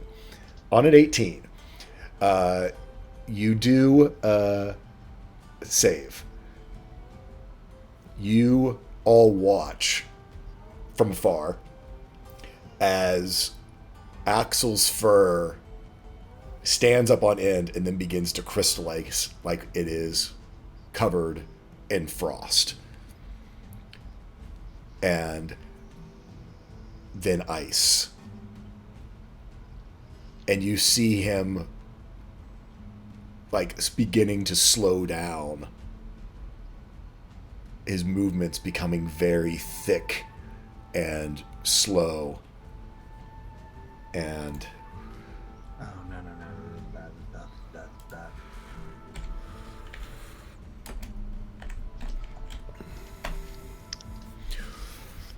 So halved is, wow, I already halved it once.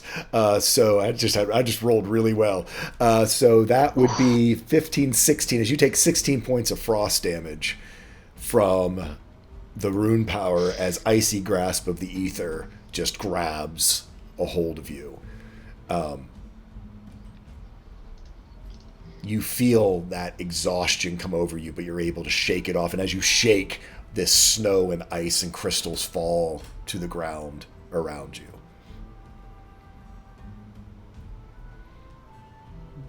Oh, Wait.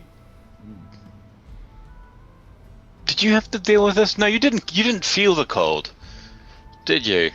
As Kryn. No, he didn't. He never Yeah. felt cold. He was cold, but he never felt it. You know, I was always curious what was, you know, out there in the cosmos. I'm not so sure now. It's mostly just cold. Yeah. It's cold and darkness. Closes the book. Yeah. Gunk. Cold and dark. That actually is that's very, done. very apropos.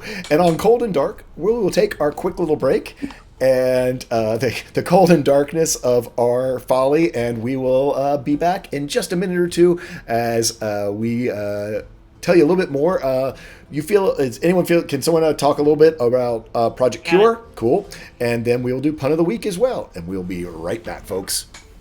Yay. All right, everybody. This is your first time here. Welcome. If you've been here before, welcome back. This channel is run 100% for charity. This month's charity being Project Cure, an organization that brings supplies to places that need it all over the world. They do a lot of work in the States. They have various events every week. They started back in 1987, and they help deal with diseases like AIDS, HIV. They're doing a lot of work considering the current global pandemic. There's lots of good information on the website if you want to get involved or find out more if there's an event near you. Lots of good information. Please click on the purple lettering in the description below to find out. If you'd like to donate to Project Cure through our channel, please click on the banner above the description, and you can donate any amount at any level. Depending on what you do, you can do things like give somebody a luck die, a mulligan on any roll, whether that be healing, an attack, or damage, an advantage, and a D12 inspiration die.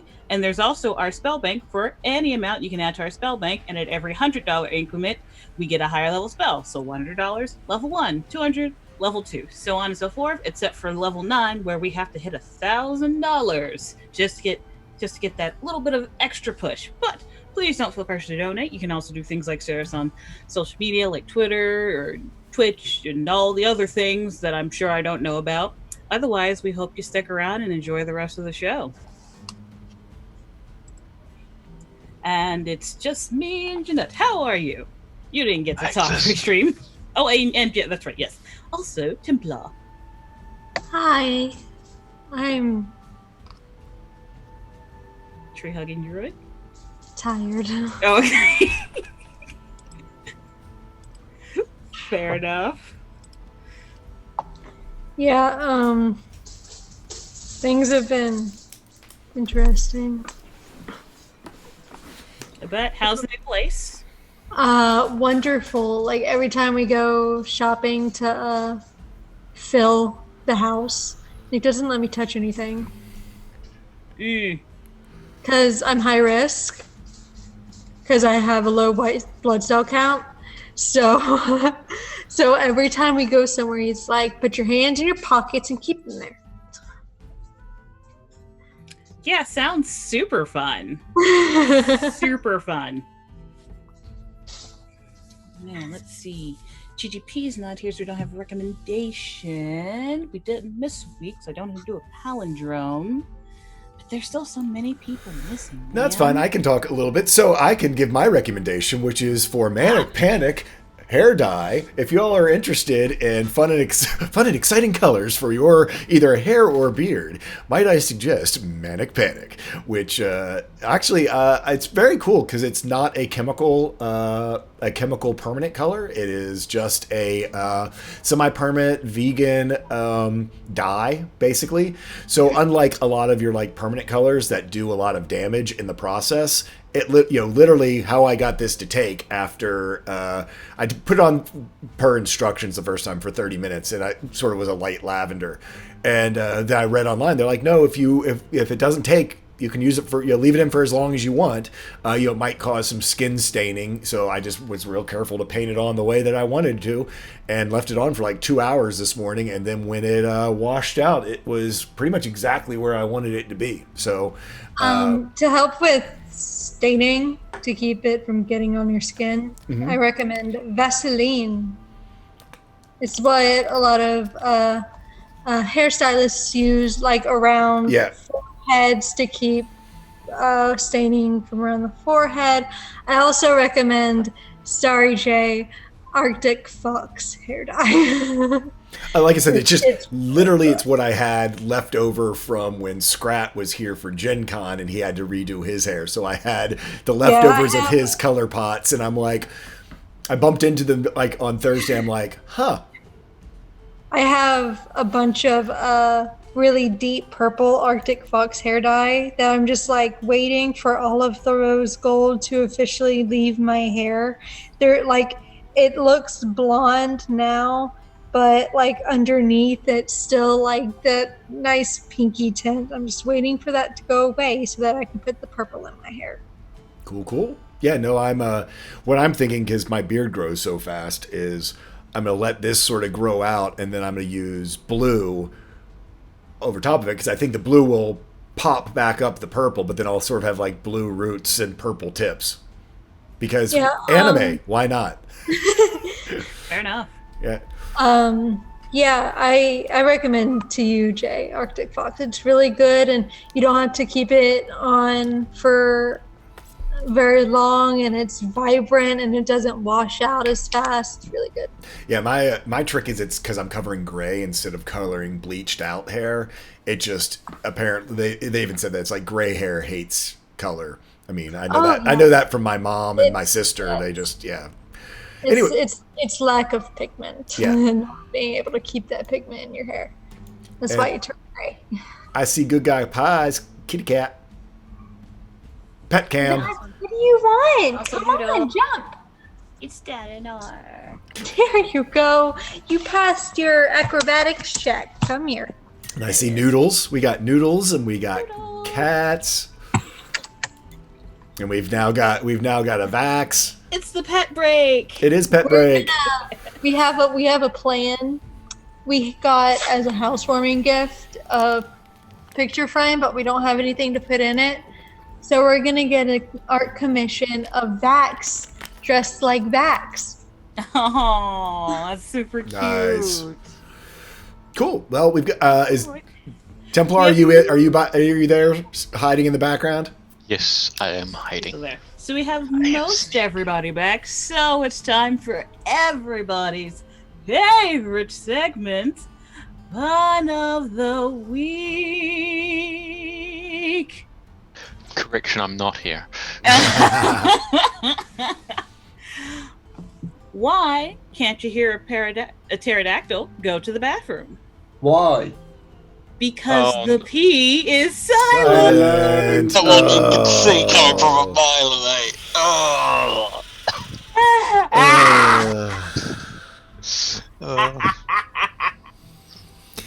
Yeah. You need to get comic book guy so you can pop comic book guy up. You're welcome. Okay. As much as I love the cat, can we see your face again, good guy? That is my face. You're in trouble with that. Now we know why the cat's hanging around with the ice cream. Yeah. So, as you guys actually will go ahead and start moving forward, and we will jump to Vidar for his next folly with Ryan Talia. I don't think he's actually back yet. Oh no, I'm saying we'll continue on with y'all's gotcha. story. So you all are literally probably a day away from Sojourn's Crossing, as you all get closer and closer. I believe that I have Sojourn's here. No, I don't think I do. As you all get closer and closer to Sojourn's Crossing, and anything you all would like to do before entering into town, or is it just sort of pretty much charge right on in? I mean, this is kind of y'all's old tromping grounds. You all have arrived here in front of the masses of people coming from the conclave up the road. The Talon Guard, not the Talon Guard, the Crossing Guard. Talon Guard's on the other side of the planet. The Talon Guard, the Crossing Guard, have become more and more prevalent along the way as you have gotten here. And, you're getting close to places that you are familiar with. Landmarks are more and more prevalent, easier to spot as you guys kind of find yourself in the closest thing to kind of home that you all have had together. It was 6 months ago that you all pulled into Sojourn's Crossing. Young adventurers who had just met each other, just were discovering what was going on, had learned about some of the evils in the world, having just saved Gandry from Verdant Falls, your first encounter with the Temple of Purity. You now return there. The Temple of Purity basically eliminated. Bati having his fate reforged into a young clockwork artificer who, helped to save Riley.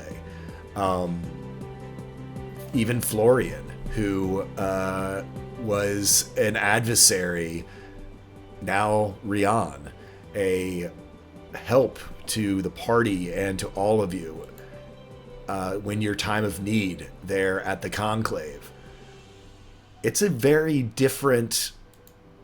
You are a very different group of people as you return into this sleepy little crossroads town. Coming in from the south, you pass by the sort of outer fences. It's not really a wall or anything, just sort of these split log fences down by the southern quarter where there's all these barns and places to stable your wagons and horses. Off in the distance, you see the big stable that, in a different fated of time, housed Balshirian, who you now know is out exploring and adventuring with Rian, who took to the air for a short while during the last battle. A griffin and his rider again flying through the skies. Things you never dreamed of. You see the blacksmith where Ulgora apparently is still plying his wares, the tundra elf, and up ahead, the familiar silhouette of the Cloak and Fireball, kind of where your adventures began. So, how would you all like to proceed as you enter into this familiar place full of friends and allies? Lena basically immediately splits off to go find Gandry. Yeah, Gandry, I mean, basically straight ahead towards Cloak and Fireball. That's, know, he is... I'm coming with. I would, Cloak and Fireball sounds good, if nothing else, just for a pint. Yeah, pub. So, yeah. I'll probably go with Luck to try and find a place to put the cart. Yeah. Luck's actually going to pull one of these and has attuned himself to the Hat of Disguise. And is going to revert to his older form. Oh, nice. Okay. Because he's doing that for a few reasons. One, so some people recognize him. Two, his other face is more well known. That is true. I mean, the only people you bumped into, I think, in your younger form was Harold and Marge, as y'all sort of did a quick blow through last time. So, yeah, you attune, and I think all of you sort of do a double take as a face you haven't seen in, gosh, since East. So almost 4 months of Luck Goldheart. Explorer extraordinaire. Gray beard, faded scar, gray hair, is walking with you towards the Cloak and Fireball. Been a minute, Luck Oldheart. You know, your posture is a bit too straight. You had a bit of a lean over last time. You know, old wear and tear on the bones. Ooh, remind me, how much height can it adjust for? It's up to a foot, yeah? Yeah. That's going to just do it. Yeah, because you're about a foot taller as well. It's cutting it a bit close, yeah. Yeah, it's cutting it a bit close. But yeah, no, you can very much sort of slip into that old skin. My help is navigate and maybe keep us out of trouble for a bit. Certainly. So, sounds like everybody, Cloak and Fireball. Do you all go through the front doors, or do you go through your sort of normal entrance into the back courtyard where you know the cook and fire pit, knowing that, saying you were looking for Gandry, you know that's... Luna's going towards the back. Yeah. She's also dragging Arvin with her. Yep. Vidago's front door just casts his marks many faces just to spruce his image up of himself, and to be put on a glorious coat and prestigitates the doors open in a nice billowing breeze. Okay. It's good to be back. So yeah, so who's going through the front door with Vidar? Who's going through the back door with going into the back courtyard with Iska and Luna? I'm gonna go through the front door. Okay, so Cilia, Vidar going through the front. Luck, front or back? Front. Luck through the front. Axel, front or back? Axel probably goes through the front door still as well. Okay. Front group is babysitting. Yes, pretty Yeah. much. So yeah, so Tara and Lily, where Tara and Lily going through the front door with the rest of the party. Yeah. Okay. So we will start. Actually, we'll start with folks coming in through the front door. There's a lot of us. With Vidar, these saloon doors just slam open with prestidigitation, and striding in is Vidar. What's the marching order through this front door? Vidar going in first, Axel right behind. Cilia, Yeah, I think Axel Riley. Cilia, are you Yeah. like up on Vidar's arm, or are you letting him make a scene of himself alone? I mean, if he doesn't let Celia go in first. So the doors slam open, and Vidar's about to stride forward and enter first, and Celia just cuts you off and walks in ahead of you. Because she's stealthy. You didn't even know that she was sneaking up behind you. And as you were about to make your entrance, I guess the real question here is, so Cilia, do you trip him as you go by? No, but I do say in Elven, it's supposed to be ladies first. I reply back in Elvish. Just had to make sure the walkway was clear for you. Uh-huh. Okay. Shame. So, Luck, you bringing up the rear here, or you and Axel sort of entering side by side, or what is how are you entering in this through the front door of your old haunt?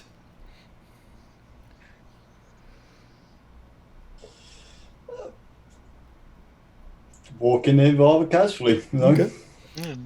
It's casual. Yeah, so Axel, followed by Axel and Luck, you all enter in. Fairly deserted right now. There's not a lot of folks around because just there aren't. Most people were down at the conclave. You all have sort of gotten here first. There's not a whole lot of folks who have made it here yet. And so you kind of have the run of the place. Even though it doesn't look like it from the map. Woof, sorry. I should have cleared all the people out. But, yeah, so you step in. You see your old friends sort of bustling around. Madeline, you see sort of behind the bar as she seems to be giving, let's call it, forceful advice to Thorben Frostbeard, the owner of the bar. You remember him by his blue beard. He seems to be letting her know that he's got it handled and that he does not need her to tell her how to run the bar, as the kitchen and the bartender are having a little bit of a whatever. But you can also tell it's the nature of their relationship. You look around fairly easily, and you do see Agatha. She is sitting up on top of some of the barrels behind the bar. The sort of koi-colored, mottled rune drake that you now know. She is a rune drake, a member of the cosmic drakes that arrived with Gwilyn Fiora, but has been living her life as a alehouse drake for generations of the Frostbeard dwarves. And she sort of looks up and adjusts her glasses, and sort of you can see sort of a smile cross her drake lips as you all come in. Where to? You've got sort of your normal table is available, or up at the bar. Fit everyone. Does the normal table fit everyone? You could. The table and the table next to it could accommodate everybody. As so, adult tables and kids table. That works. Good old. It's accident prone and responsible. So is Vidar the kids' table? Yeah. Yeah, Vidar is the only one on that table. Yeah. So Vidar, Riley, Tara, and Lily settle in at one of these sort of large picnic tables in this 2-story wooden sort of log constructed tavern that is the Cloak and Fireball. The rest of you, Axel, Luck, and Celia at the table next to it as you all spread out a little bit. You do see one of the servers come over, and not far behind them, actually, before they can even take orders, Agatha flaps down and sort of puts herself at the end of the adults' table so that she can be heard over at the other table as well. Well, hello! Look at all of you back here. What adventures have you been on? Have you been to the Conclave? How did it go? It went wonderful. Wonderful. Went fantastically. Well, that's good to hear. Any excitement? Any good stories? Any good gossip? Well, look over to Luck and Vidar, the one who killed an Etherwing. Well, we kind of together bested the forerunning champion of the Night Melee. Together, me and Luck got the better of Callista.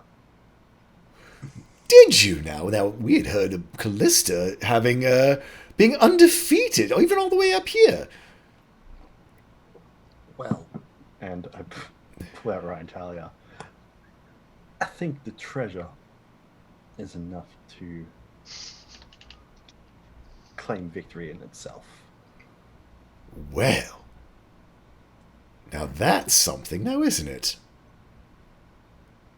And she looks around to the others. You're all okay with this? Oh no, it's killing me. Oh, well, in that case. And she just sort of smiles weirdly. We'll go to Neverwing. It was that. Did you now? Like a full-size one? Yeah. How did A lot of that... smaller ones. Actually, and he goes into his pack and he does doesn't pull them all out, but he opens it up to where he's keeping the 4 never-living wobbling wings that are all wrapped up together in bundles. She kind of looks at you, But you and kept those? somewhat horror comes across her face. You all sure that you're okay with someone who would keep such grisly trophies being with a sword that has that aura coming off of it? I can't see it yet, but I know it's definitely bad aura. I'm sorry, I shouldn't have shown you that was insensitive, especially for your kind. What do you think? I wasn't. He doesn't. No. It does seem to be a common theme. Even when you were your other self. And she sort of waves her little dragon wing at you.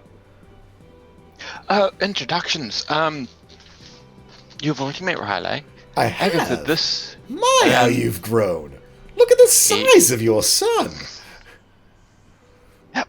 He, and he's making use of your gift as well. Thank you very Yep, much. and she sort of flies up onto his shoulder, and you can see her sort of inspecting his chest, and she goes, and looks at you, and then looks at him, and then looks closer at you. And in Draconic, greets you and says, "Greetings, Baxiltherion. It's nice to see you found yourself." And in the ancient Draconic, you sort of piece together what that word means. And it's a rough translation of your name. Would translate as the secret center.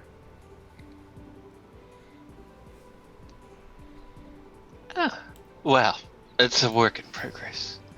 But it is nice to say that, for sure. And Bit of a surprise. Just a little bit. well, we couldn't have you find out all the fun parts at the beginning, now could we? But as I said to you before, when I gave you the feather the first time, there would have been many who would have recognized you as a member of the Bronze Mirage, and what that truly means. Yes, I didn't realize until, hey, a lot happened at the Conclave.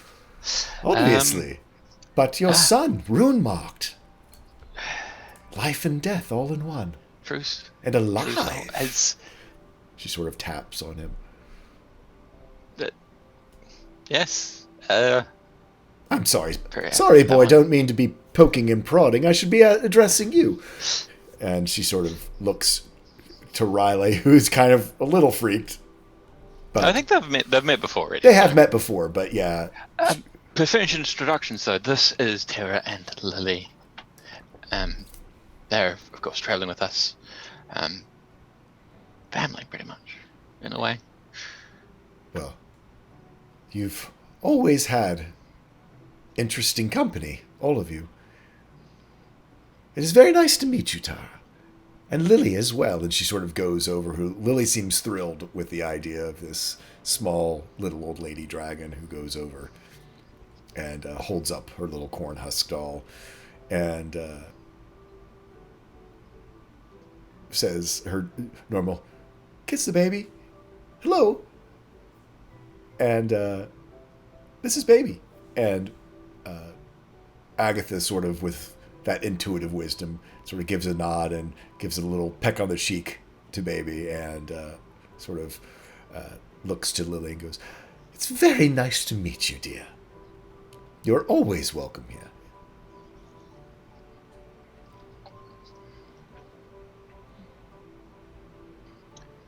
Where are the rest of your friends? I think they're out back. Oh, of course, of course. Gandry should be out there cooking.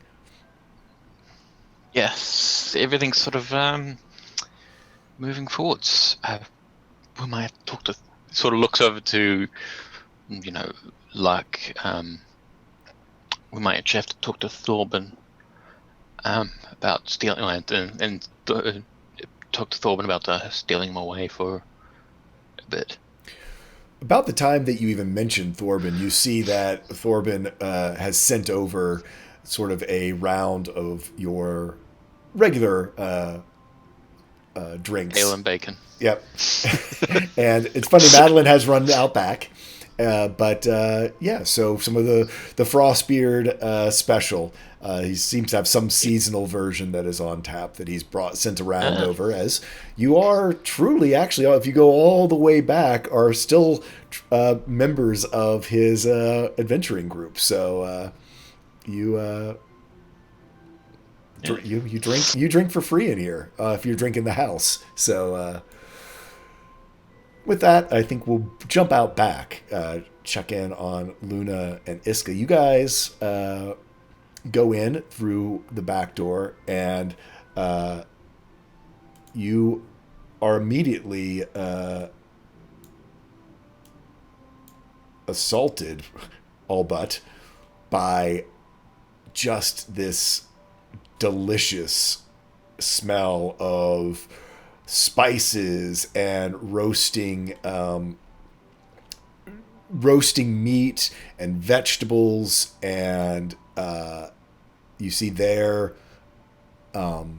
standing next to the big, about 12 foot across grated fire pit, sort of smoker pit, Gandry. He is in his just sort of like a short kilt type idea. He's out there working over the fire. It is a warm day, as it is sort of just a little bit past the midsummer. So he's stripped down to the waist. You see his fire genasi form with some of the scarring that you are familiar with from his ordeal before. That sort of dark gray skin. It's looking, even though it is scarred, looks so much healthier. It's not that sort of washed out, deathly gray. It's more of like a vibrant charcoal with these lighter scars. And then, his hair is just blazing, sort of just mop of fiery hair on top of his head. And as you all step in, he looks up, and you just see a giant smile come across his face.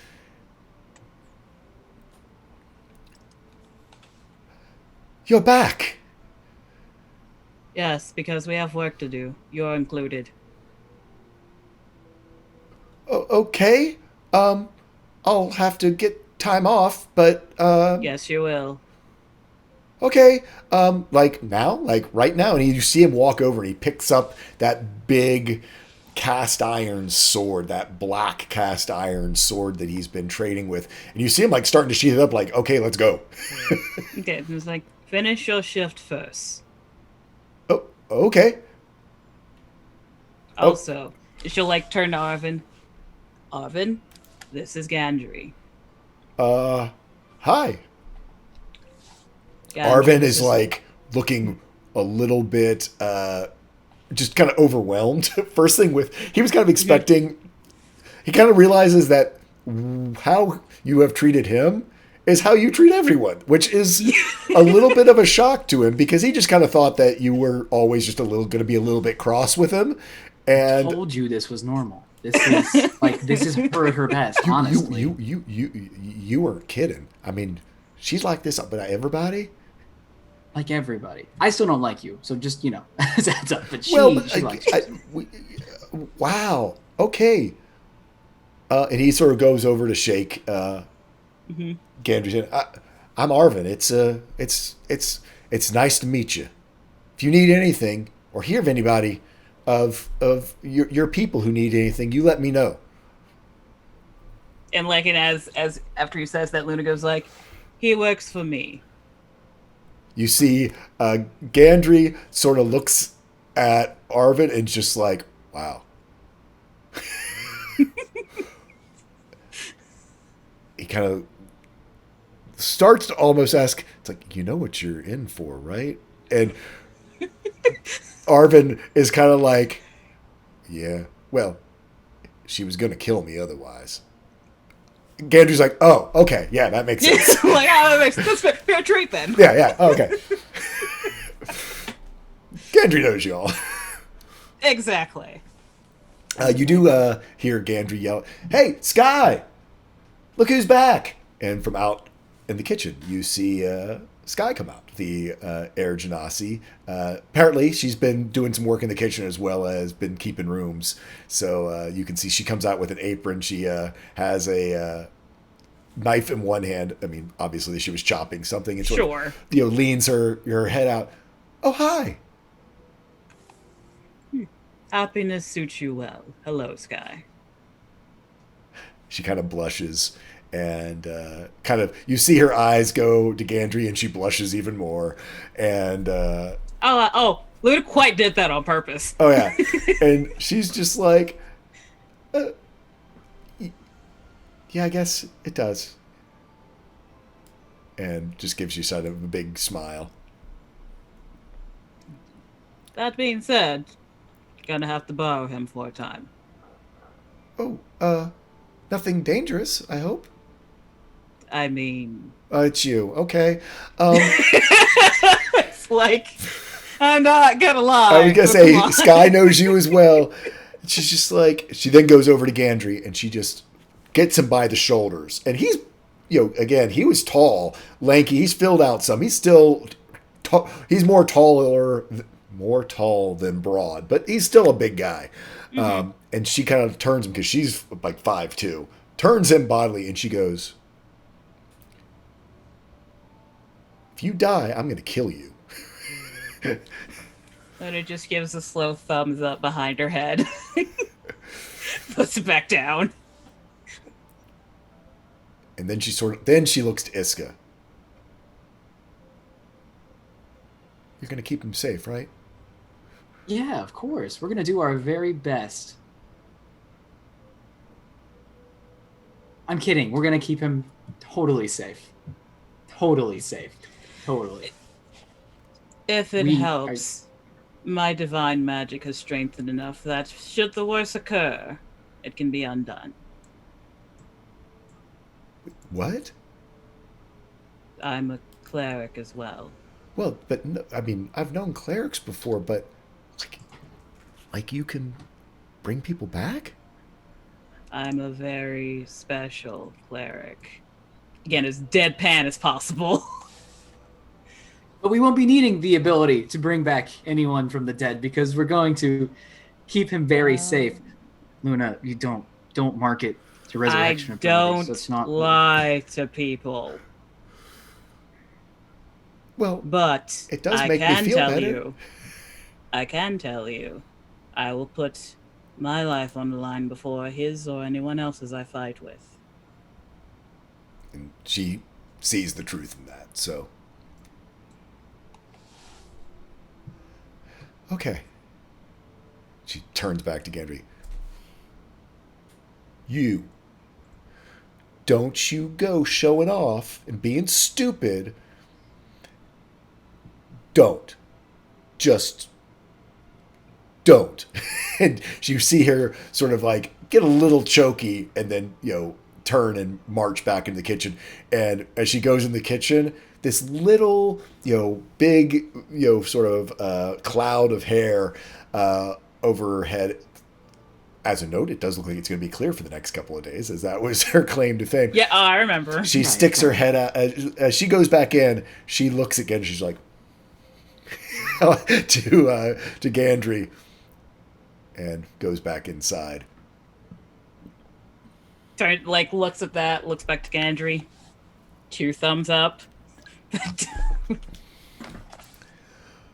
So, what are we doing? To be blunt, saving the world. Well, Or then. sphere. Oh. Whatever. She would have said sphere. Oh, okay then. Is it true about the temple? And with that, she actually does like genuinely smile. Yes. They are no longer a problem. And the deacon?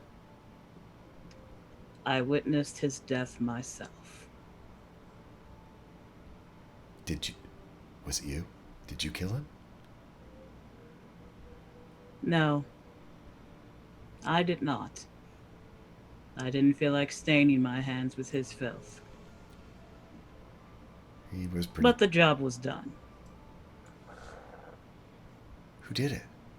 He seems to get. He's. Like I think he's it's kind of like he's looking for reassurance that. No, that's fine. And I think she's she understands it, but like kind of like quirking a smile. You could say an angel did. You can see she's not lying. Oh yeah, no. And so at that point, he kind of Never. he's just like. It's about Divine to- punishment is severe. He goes. It's about time they got involved. And he goes back to cooking. There we go. And Alright. yeah, what do you guys want to do? Do you want to stay out here or go inside, meet up with everybody? I think Luna's probably gonna stay out here. Okay, that's cool. Iska, you heading in or just gonna have a drink well, out here? I'll probably get a mug outside for a sec and then rejoin the rest of the party. So there can be the Genasi time. Yep. So yeah, no, I mean it's easy enough to. There's out here there are Gandry can walk over sort of behind the outside bar and grab you a mug to share out here if you want, or to have so you can travel inside or out sort of through that back hallway back to inside. So inside, you guys see Iska come in from the back with a frothy mug. And what's the plan? Are you all literally just tapping in and tapping out? You going to spend the night? Are there other places you want to go and do? Or have a meal, relax a little? Well, I said Gandry could at least finish his shift, so I assume there's at least going to be a meal had. Mm-hmm. Even if we tap back out. Well, yeah, Although I I thought mean, we were also. Yeah. It's about 4:00 in the afternoon. It would not make sense to head out tonight towards the Vice, but yeah, certainly could stay for the evening. But Sojourns is open if there's any business you all want to take care of. There's always Most certainly want to stop by Harold and Marge's. Oh yes. Okay. Yeah. We need to make some sales. Sell all fancy unnecessary things. Okay. I also want to stop by some noodles. I Okay. did say Knobs. I would visit. Okay. Oh Just shoot, that's right. We're in town. Yeah, that's right. Luna did promise to actually equip Arvin back up. So yeah, she actually asked to go. Okay. So where to first? And is the party all going together or splitting up? I assume we're I'm after gonna the s- food's done. Yeah. Oh, sorry. Go ahead. You were gonna say something. Oh, I'm gonna split. We don't need to, just for the sake of the narrative.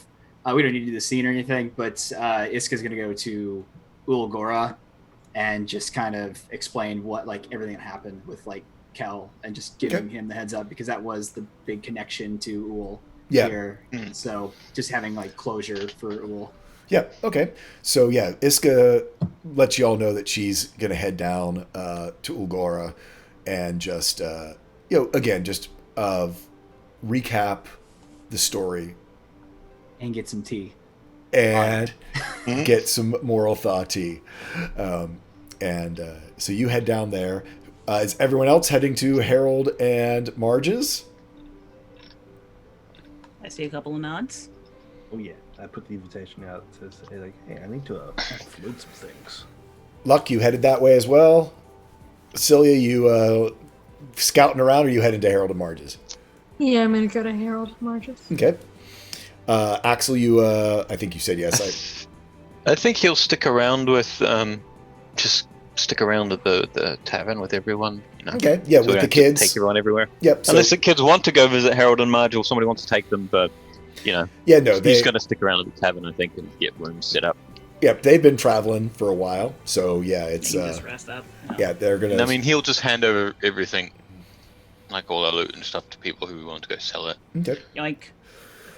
So I think between me and Celia, that's the yoink. yeah, Yeah. certainly a good yoink. So you guys start heading down across the center of the crossroads around that central lake that's in the middle of Sojourns, the watering hole for everyone's horses and stuff. Luck has found the spot to, wagon's been parked, horse has been stabled, everything's taken care of with that.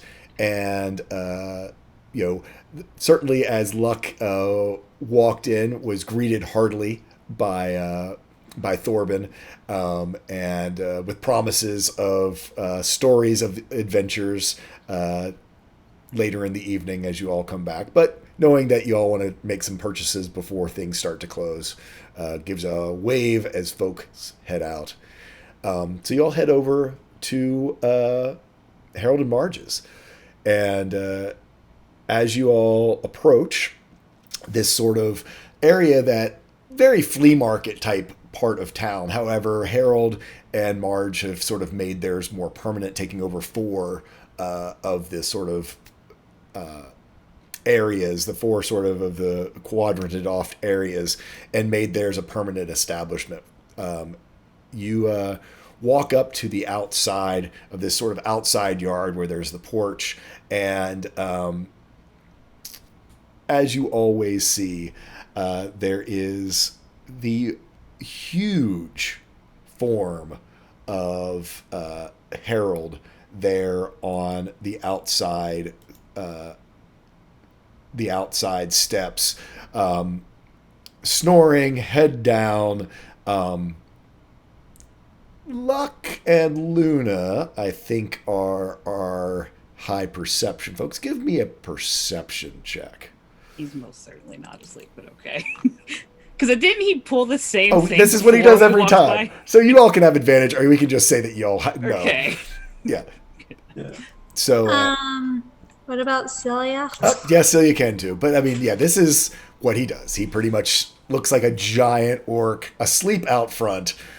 But yeah, Celia, certainly, you know that this is what he does. The two of you all also remember. And as soon as you all step forward, and Hold on. Oh, go ahead. Luna, actually, so as they're stepping forward, Luna's gonna kind of hands to the safe. Did last night wear you out too much? And you see that eye pop open, and you see him look around and jump up, and the booming voice of Harold. Look who's here! If it ain't all my old friends. Luckmeister! Oh, look at you! All looking good again, none of that young crap. Oh, and you brought your little blue boyfriend, Vinny D! Hey, there's Luna! How are you doing, Luna? Where is she? He looks around. Where's the rogue? She's here somewhere. I know she's here somewhere. She just comes up behind him and says, "Hello." Jumps. Ugh! Every time. Hey, Marge! Look who's here! It's those lucky bastards! Here, back, I'm sure you bring us good stuff. We got cleaned out with everybody coming through for the conclave. We're the first ones back. I know. Marge is going crazy in there, getting ready for the post-conclave sale and rush. She'll be happy to see you. If you brought stuff, she'll be really happy to see you. Yeah, I guess we can give her the first pick and come to a equitable arrangement, I'm sure. Did I hear first pick? Oh, look, he's here! Oh, Luck Goldheart, look at you. You're all sexy again. She comes over and gives you a really long eyeball. I always loved you as an older gentleman, and now look at you. Did you do this just for me? She puts her eye loop up, which you know basically is an eye loop of true seeing. She goes, oh, you're still that young guy inside, so you did it for me, didn't you? Oh, you're the nicest boy. Sure, And Marge. you bought your boyfriend. Hello. Hello again. It's been so long. I'm so glad to see you again. Wait. You all are just the cutest couple. I love it. This was a thing. I remember now. Oh, It was. I know. Look at them. They're all back. They're like all grown-up adventurers now. You hear thump, thump, thump as Harold comes in behind you. I know. Did you bring me things? I've got plenty of gold. If you've got things. Of course. Why would we come here empty-handed? Oh, Luna, I thought you would have stopped by just to say hello. I can do more than one thing. You immediately know that the negotiation has started. Oh, she knows. Luna knows as well. Yeah. You wound me that you think I'm only here for you for gold and for commerce purposes. I thought we were friends, Luna. My apologies. I would never presume to besmirch your honor as a merchant. I thought not. And she goes behind you. Now, what do you have? Yeah, there we go. Yeah. So, but, again, between me and Tilly, we'll lay it out or whatever. Yeah. So we'll do all of the transactions here. As far as Yeah, we don't have to get into the minutiae, just whatever. yeah. But the big thing she does, she looks at the things from the blue drums. Like, oh, it's a shame about these. We've had a few things come in like this, but without the corresponding enchantment that you have a person have on them, they're really not. I can't offer. I can't offer you full price for something that people can't use. Yeah. Luna leans forward and smiles. Do you need any more muscle? As far as And she's going to hook her thumb over at Arvin. We have someone who can at least use some of this equipment. now, can he? Now that is interesting. Hey, Harold! Do you think your little hunting group might want some extra people involved? Marge, I told you. The first rule of the Vice Hunters is you don't talk about the Vice Hunters.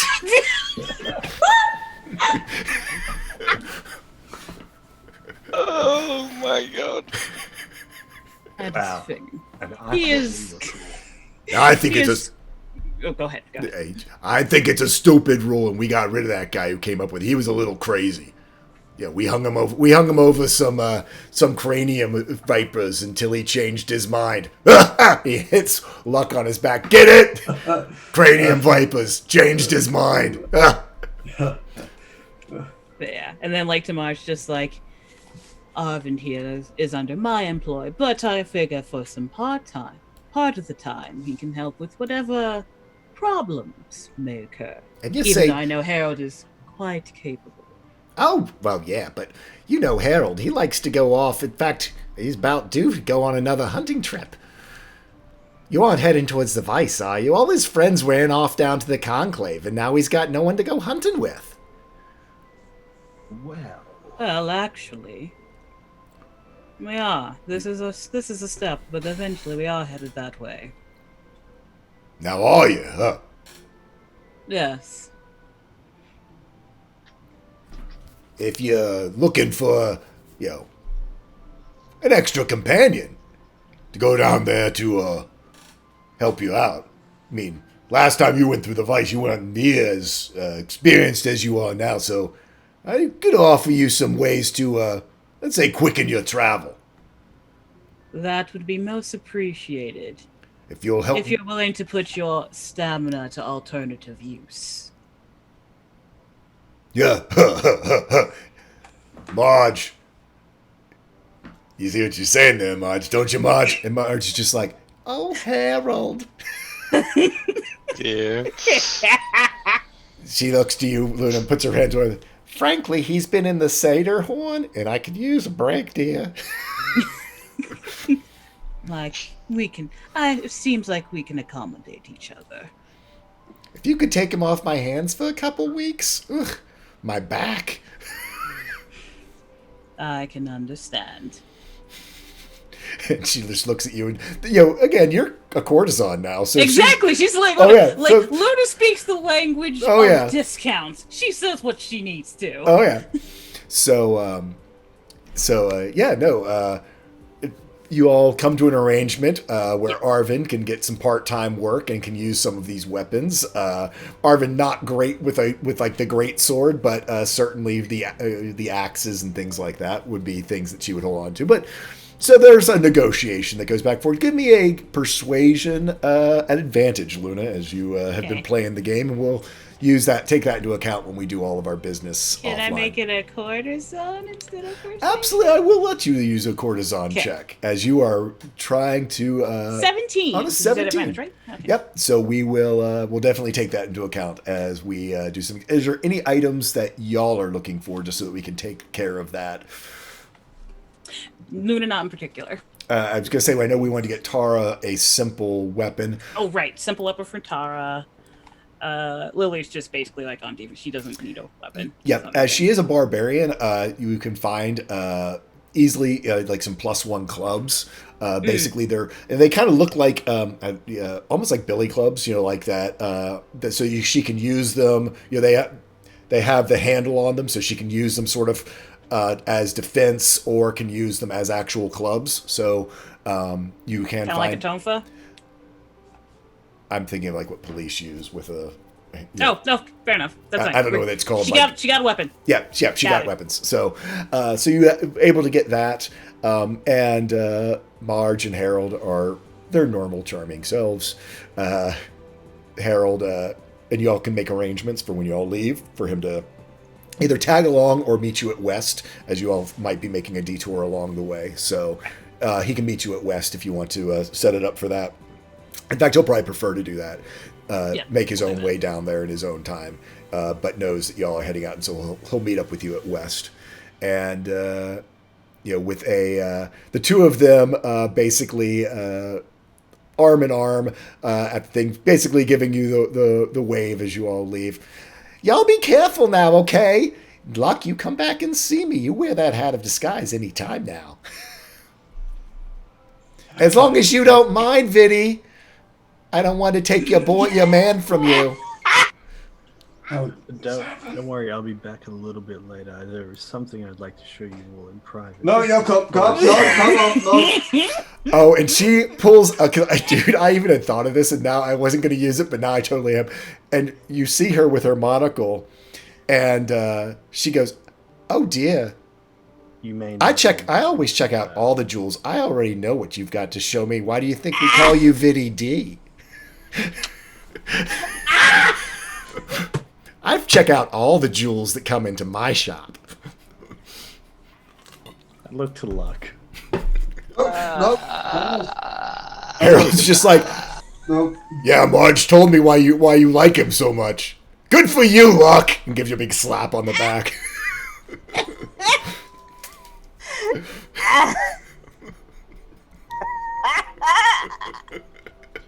How did this happen? How did this happen? You know, Celia is very much willing to share with Marge. Oh dear, we've got special parties once a month. And she kind of looks at you, and twirls her hair. What is this? Throw your magic item in the bowl session? Have fun, y'all. Be safe. As you all leave. I have some Neverwing wings to sell as well. No, you can swing back around with and talk to Harold or Marge later on about the wings. Yeah. But yeah, with everything that was going on, somehow it slipped your mind. There was other things, first and foremost. Yeah. So And now it's canon, fanfic writers. Enjoy. Well, dude, actually, that was canon from the rolls, if you recall. It was. Yeah. But still. So y'all heading for noodles? Can you handle Yes. Can you handle now Knob after all of that? I mean, I feel like Knob's gonna be easier to handle after all This is that, true. honestly. Yeah. I mean, I just have Knob's a mid-tier threat. Yep. Please stop Such a talking about small handling knobs after the scene that just happened. Wow. Bird cashing in. You don't want to gobble down at Knobs? How rude. God. Oh my Damn. gosh. Welcome to the voice, everyone. I don't You want. know, You know what? Let's Noblin not Noodle- talk about it's Noblin 3 Noblin- years of Noodle. campaign for this. 3 years of campaign for this moment. We're talking about Nob and his noodles. you know, and the best way to eat noodles is to slurp them. So,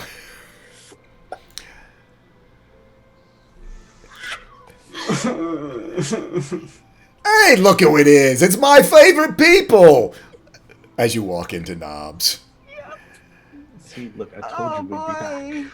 Hey, you stood me up. You told me that like a month ago that you were coming back for noodles. And then now you come knocking in my door. You know this is all in love as he's just pulling in. You can always hear him yelling back, "Bring me up the spicy ones. No, the home recipe. Don't give me that cheap stuff we sell to the tourists. It's our friends."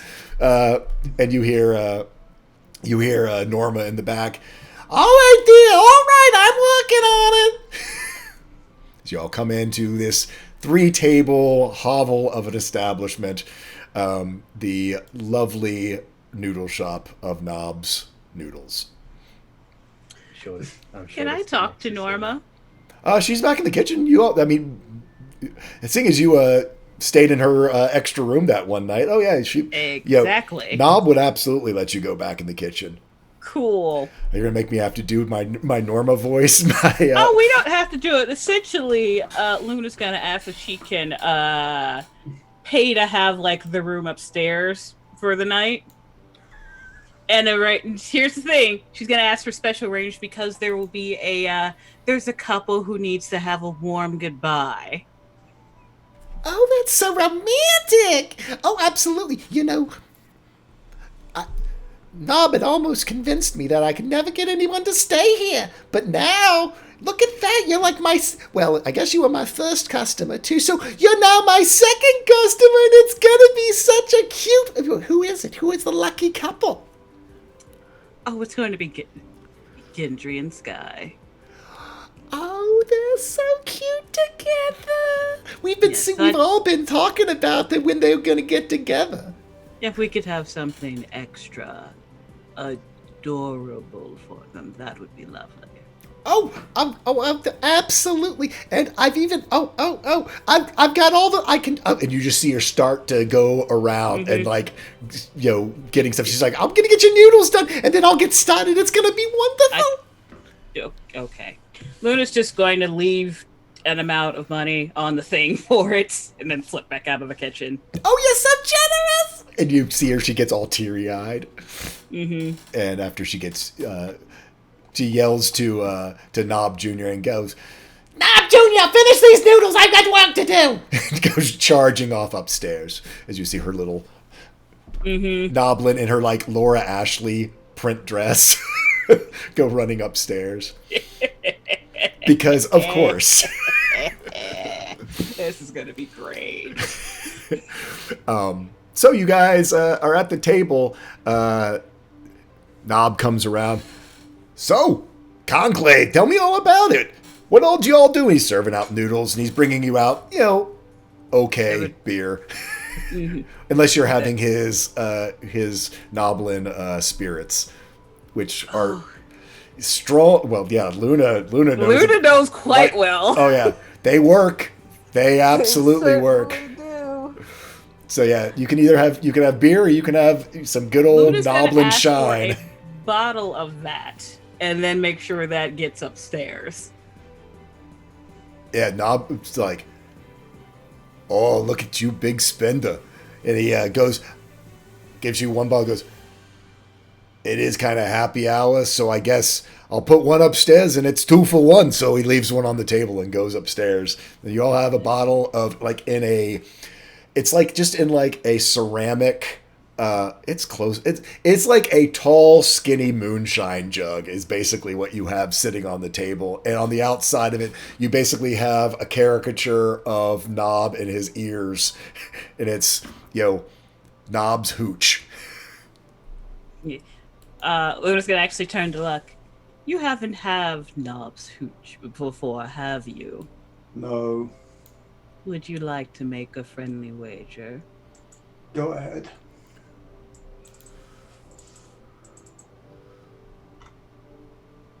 Okay, so are you drinking against him, or just to see? Are you betting against Luck's I'm not Constitution drinking save? against him. Like she's betting against his Constitution, but she's not drinking against him. Okay, No, so it's like she rarely drinks. That would be a terrible contest. so Luck. Celia will drink against him. Okay, Yeah, I will too. Oh, so that's even Vidar is in. better. Okay, so who all's in? It's 5 gold entry fee for Right? no magic, no funny business, just con to con. 5 gold entry, bookie takes 10%. Continue. There you go. 5 gold entry. Bookie takes 10%. Who's drinking? Who's doing the Knobs drinking contest? I got Celia. I got Luck. I got Vidar. Iska, you in? Yep. Yep. Yep. looks So like. put in the 5 gold. So we're up to 20 gold sitting on the Sure. table. Axel, you in? Oh, Axel's not here. Oh no, Axel's up there. Nope. Yep. Yeah, Axel was in there. Yep. Unless, y'all could have telepathically gotten everyone to meet you at Knobs if you want to bring the kids to Knobs. I don't know whether you want to or not. Or It's Frank- your call. frankly, the kids are probably safe at Cloak and Fireball. they're probably They're, Yeah, they're no, specifically- he's sort of been setting up a couple of wards and stuff around as well for just So- to keep an eye on things. So yeah, if you want to meet everyone up at Knobs for noodles for dinner because you like noodles, you're welcome to, and the kids are safe. I mean, I'm not gonna. He'll stay with the kids. Okay. I think. He's also just gonna spend time with Agatha as well. Okay, Spend quite a lot of time talking to her about dragon stuff. gotcha. I Yeah. guess. And she does fill you in on a lot of lore. In fact, I will send you some deep lore. She tells you all about how Ooh. dragons first came to this sphere. Lord dump activated. Maybe. Yay! I'm gonna quickly run up to the bathroom though. You can send me that Okay. sometime. Yep. So, 20 gold on the table. I'm trying to think whether I want to do any type of... I don't think I'm going to do any type of waiting. So this is just flat out. So, round 1.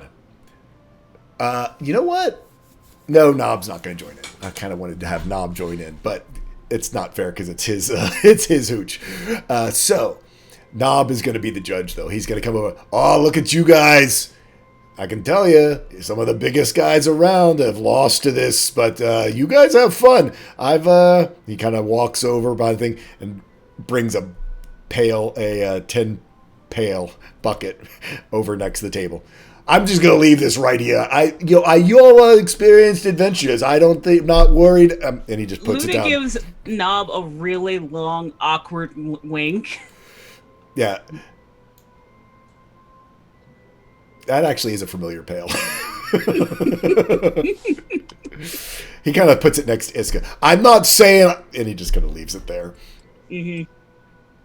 So, I need a Constitution saving throw from Iska, Luck, Celia, and Vidar. Fucking Luck. Of course. Luck. Right down. Vidar. Right down. I mean, hell, last shots you took had poison in them. Iska. That's fair. Yeah, Iska. But, yeah, it's fine. Celia. $5. The one that actually drinks, by the way. The one that actually drinks. drinks. Fernando has donated a luck die to whoever wins. Ooh. So, Not as sweetened. Celia, so this doesn't take all night. We're doing this as an elimination round. So, and whatever reason, empty stomach, the fact that you're used to frankly, a hell of a lot better booze than this. You bow out after the first round. Iska, Vidar, Luck, roll me up. Constitution saves. Oh, Oh, good. Luck no. is out! Luck is out! The Wow. champion has been defeated! Luck, This is for the belt now! how, after 3 years of never failing a Constitution saving throw with drinking, what in the world just went on? Is it are you still kind of, shaken by Harold and Maude? I mean, what's... Oh, the truth, I didn't plan for this. It's just, I'm just so used to winning. but now Luna wanted you to lose. Ergo, you lose.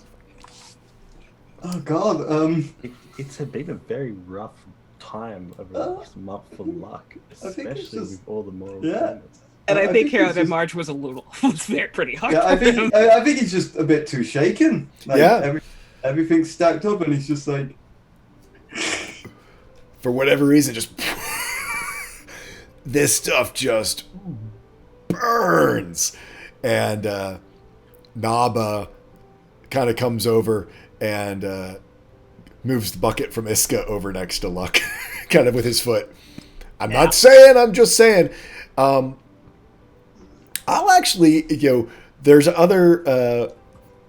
we know that our good friend Nob does deal in cursed things. It could be that there's a little bit of some sort of a magic acting on part of this, which does not mix well with Luck's pure heart. Here it is for all the marbles. Wow, a +9 versus a +1. All right. Raise my glass to Vidar, and I say, here's to you and me. May we never disagree. But if we do, I'm not going to save you. Here's to me. And Let's get ready to chug! So here's a question. So I'm going to throw this out there with that statement. it's all good-hearted, or at least it will be. Vidar, Jack? Vidar, we can do Constitution checks. You can throw it the check. You can disadvantage yourself on the check, or you can just roll it straight. I think do your thing. Do whatever you want to here, Vidar. It's just trying to play mind games. You know what? I'm gonna just roll a wisdom save now. Decided. Okay. He's not thrown off. Yep. So Constitution saves from Iska and Vidar. Let's see it. For the belt. A 16. Oh, and a 13. So close. Oh, man. Here's to me. Dunk. Oh, Iska, you know I run hot. So, I can explain this. You're so used to getting burned by Ryan Talia, the burn of alcohol no longer holds sway over you. And Cilia. And Cilia. Talia. Also Cilia. And Cilia. So, yeah, You have literally had a trial by fire, good sir. this is true. So, as Vidar, having experienced quite a bit of loss over the last 2-3 weeks with Ryan Talia, you Put my cup on top of Iska's head. That's over the bucket. Alright. Congratulations, Vidar. But seeing as you're not allowed to have money, she puts it over by Cilia. Yep, you've just pushed the 20 gold over to Cilia. At 18. 18, that's right, 10%. 18, 10% by Luna. Yeah, Cilia puts the 18 gold into Vidar's gold bag. However, Vidar, you do get a luck die from Fernando. Ooh. Thank you, Fernando. And Oh, that's who you wanted to win. There you go. Fernando. sweet, Get on the right horse. you did bet on the right horse. Look at that.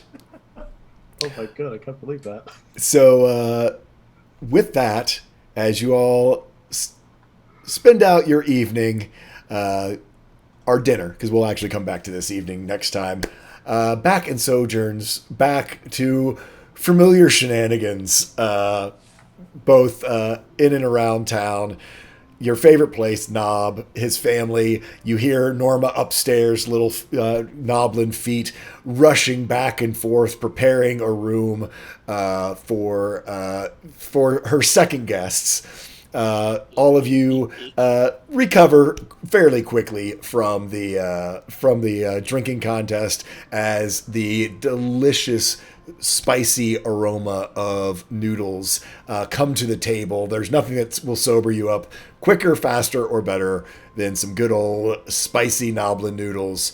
We will let the sunset, not the evening end, but the sunset on our group back in familiar environs, among friends and allies, before they move on to the last leg of their adventure. Thank you, everybody, for tuning in with us this evening for some traveling shenanigans before we get on to our next craziness of battle and saving the sphere. Go around real quick and let our players tell you where you can find them. We will start with Tree Hugging Druid. Hello. You can go find me on Twitter. We'll post the link in the chat. I don't really tweet things, but I retweet when things are happening. Cool. Next up, Luck. Oh my god, dude. I'm heartbroken, man. 3 years you have not lost in a drinking contest. He's been dethroned. 3 years catching up in one night. The champ is dead. Long live the champ. Sometimes you can find me a Good Guy Pie on Twitch and Too Good on Twitter. I was gonna say it's the most crushing defeat of the entire campaign for Good Guy Pie. It's like getting slain, getting hit for 100 HP damage. Whatever, shake it off. Losing the alcohol contest. I'm broken. Sometimes DMs know exactly the right place to hit. Actually, the dice do. I had nothing to do with that one. Next up, we got NNG9. Hey, I'm NNG9. I stream stuff and curse a whole lot. Like I'm going to get back to the Final Fantasy remake today on stream. I'll tweet that out, providing my voice holds, which so far seems to be doing. But yeah, I also make puns. I try and remember to redo the puns that day. And I'm just all around just a great person. Wow, yeah, I shouldn't have laughed at that, should I? Next up is Bird vs. Plane. Hey, I'm Bird vs. Plane. I'm all around a bad person. You can find me on Twitter and Twitch at Bird vs. Plane. Next up is Templar Warden, the man behind the portrait. Hello, I am Templar Warden. I was playing Hidden by Axel, the Tabaxi wizard who did not kill himself for once. Wait. It was close. But he tried. He tried twice. Yeah. You may find me anywhere on the internet as Templar Warden. You may find me on Twitter at Reina Templar. You may find me and everyone else and announcements and puns in the Discord that I will link in chat. I did realize I forgot to put an announcement in there for today's stream, but you can't always be perfect. Good fun today. And last but not least, Dragons or Cats. Hello everyone, I was playing your favorite bird broke warlock Vidar Lycrin, and you can find me anywhere on the internet as Dragons or Cats. And hats off to you, Iska. That was great. That was what a mind throw. Woof. I'm crazy. I am Tall Squall. I am your DM. I am your host. And I love telling stories with all you wonderful people. Thank you all so much for tuning in. We will see you next week. And until then, gather your friends together and tell a story, because that is what it's all about. And remember that kindness is always a free action. We'll see you next time. Bye-bye, everyone. Hello.